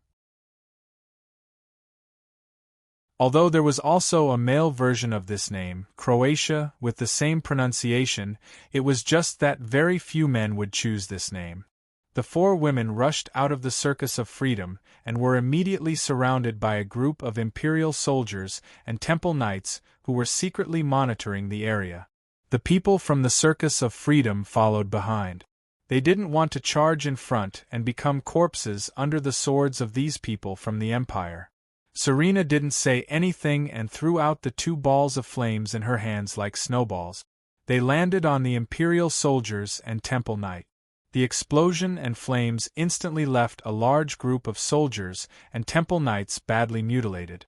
Half of their bodies were charred black, and they were still crawling on the ground.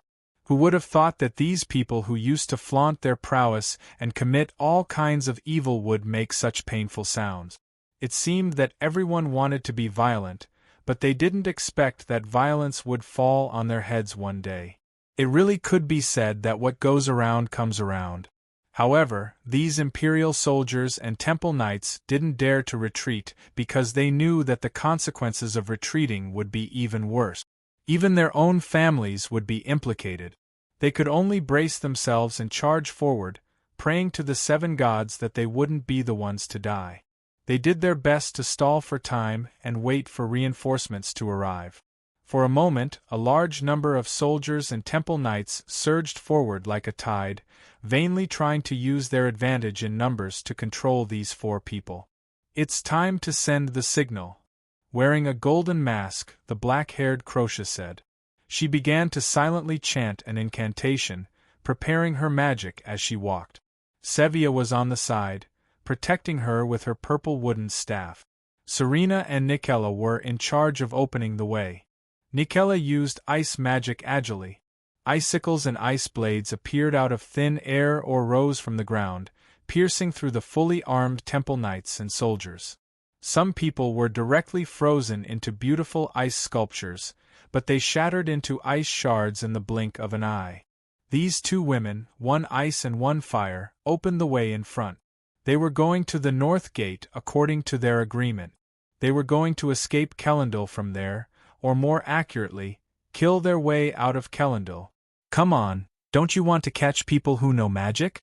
I'm right here. Why don't you come and catch me?" Serena taunted as she used her flames to kill non-stop. Her magic power was simply astonishing. The Temple Knights' anti-magic methods might be able to deal with ordinary magicians, but against these four witches with amazing magic power, it was really not enough. At this time, Avina and I were also in Kellendal. We knew that something big had happened, but we decided to hide ourselves. No matter who dares to invade us, we will kill without mercy. We will only observe in the dark and watch the show. At this moment, in the Empire's Hero Palace, on a high tower overlooking the whole of Kellendal, Morse smiled. He was also a spectator, but he hoped that the church's people would die as much as possible. Alonso was not so leisurely. His people were also rushing to different places in the city. They were responsible for ensuring the safety of the ordinary people and guarding the city gate. Kaiser the Great was taking a bath in the marble bathtub. He was tasting fine wine, and next to him was the letter from the Pope, which had been thrown on the ground. "Haha, you guys can mess around. After you've messed around enough, isn't what I say the most effective?" A smile appeared on Emperor Key's face as he thought about it. He had his own wishful thinking. Suddenly, the sky became pitch black and the sun was covered. Only red flashes could be seen rolling in the black clouds. Suddenly, a bolt of lightning fell, accompanied by a rolling fireball. Then, the whole of Kellendal was suddenly swept by a raging wind. It was really terrifying, as if the end of the world had come. At this time, Claudia had released such a powerful magic. She felt sweat dripping down her cheeks. It was a bit strenuous. It was just a bit strenuous. If it were someone else who released this magic, not to mention whether or not they could release it, the magic consumption alone would be enough to drain a high-level magician to death.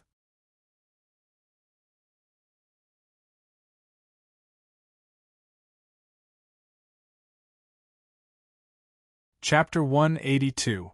Many people saw the sky suddenly turn pitch black.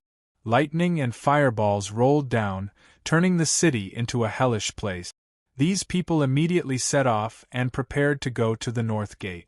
According to the agreement, they would break through the North Gate together today. Among them were mages, witches, mysterious organizations that advocated nature, and some people who resisted tyranny. The Imperial Army and the Knights of the Church were also mobilized. The 3 knights stationed at the 4 gates in the 4 directions and the Holy Knights, led by the Bishop of Iron and Blood, were already in place. The ones in charge of the North Gate were my old acquaintances, the members of the Falcon Knights. The current head was Gregory Gerald. On the side of the Witch Council, Claudia was a little weak. After all, not everyone could release this giant magic. At this time, Sylvia, who was wearing a magic robe, was guarding Claudia. Sylvia chanted an incantation and summoned a stone giant with her purple wood wand. The stone giant broke out of the marble street and stood guard beside the 2 of them. Serena had already summoned the flame servant. She and the flame servant released flame bursts together. Like moving magic crystal cannons, they kept smashing at the people of the church who came to block them. For a time, no one could get close to them. Those who rushed up were just coming to die. The flame servant was burning with flames. She was not a living creature, just an elemental spirit in the shape of a woman, without life. On Nicella's side, ice spears constantly emerged from the ground, as well as her own frozen hands and frost arrows, killing the people of the Empire and the Church. They were all turned into ice shards on the ground. The 4 of them rushed all the way, and no one could stop them. The people of the Circus of Freedom also followed behind them, trying to escape the city. Serena, who was quickly opening the way in front, came to a corner of the street. There were several religious zealots of the church. They were holding weapons such as spiked hammers and were surrounding a witch and 2 mages. These people saw the change in the sky and went to the North Gate according to the previous agreement. The few people who knew magic were about to be surrounded and captured by the religious zealots and other knights who were searching the entire city. At this time, Nizra appeared. She quickly chanted an incantation and summoned a frost servant spirit behind those people. This frost servant spirit was like a ghost. Its whole body was made of ice and it floated in the air. A frost blade appeared in the frost servant spirit's hand. She used this frost blade to secretly stab those people in the heart. By the time the members of the order realized what had happened, more than half of them were dead or injured. Among the remaining members, there was a leader who looked like a captain. They all looked at Nicella in horror.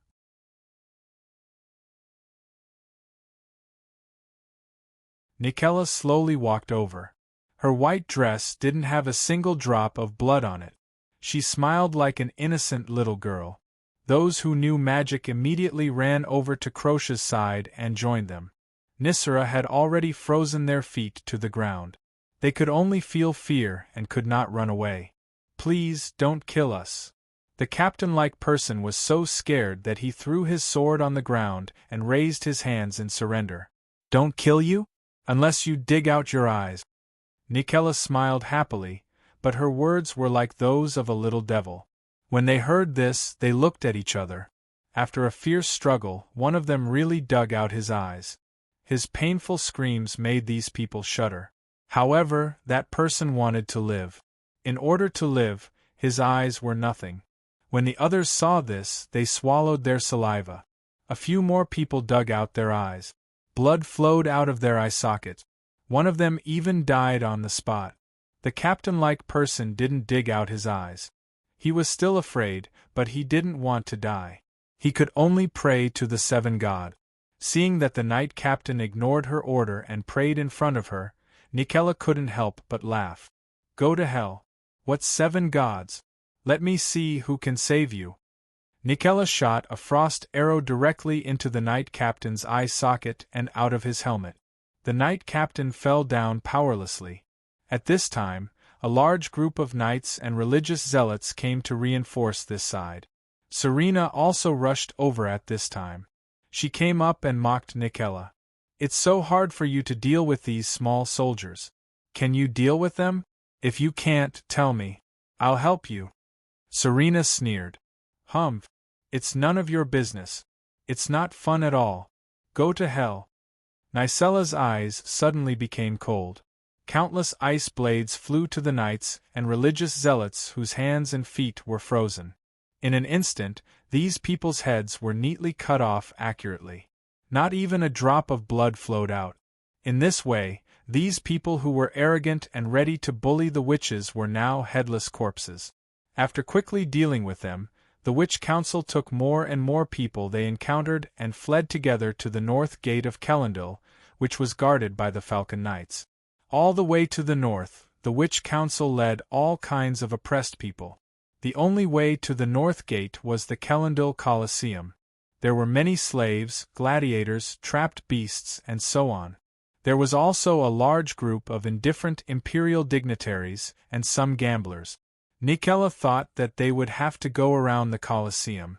She also thought that the people in the Colosseum would have already fled because of the sudden change in the sky. But she was wrong. Claudia didn't intend to go around the Colosseum from the beginning. She said that if she wanted to do something, she would make it big. Myavina overlooked all this from the sky. I turned into my half-dragon form, and Avina rode on the elf Ronwhip. In fact, it was the first time I had heard of such a mysterious organization, the Witch Council. It was a bit interesting. I always faintly felt that the Witch Council was inextricably linked to me. I decided not to take action and just watch all this. Suddenly, I saw the flag of the Falcon Knights. They were stationed at the North Gate. I looked at the route of these people. They should also be going to the North Gate. Now there was a good show to watch. At this time, the Kellendil Colosseum was still full of people. Although the sky was covered with dark clouds and lightning and fireballs fell from time to time, it still couldn't stop these people from gambling. At this time, Claudia had recovered a lot. She decided to take the initiative to attack the Colosseum, although there were no people from the church there.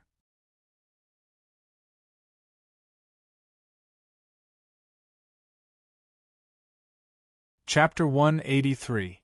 With a leap, Crocia jumped into the Colosseum. Right now, there were two slave gladiators fighting each other in the Colosseum.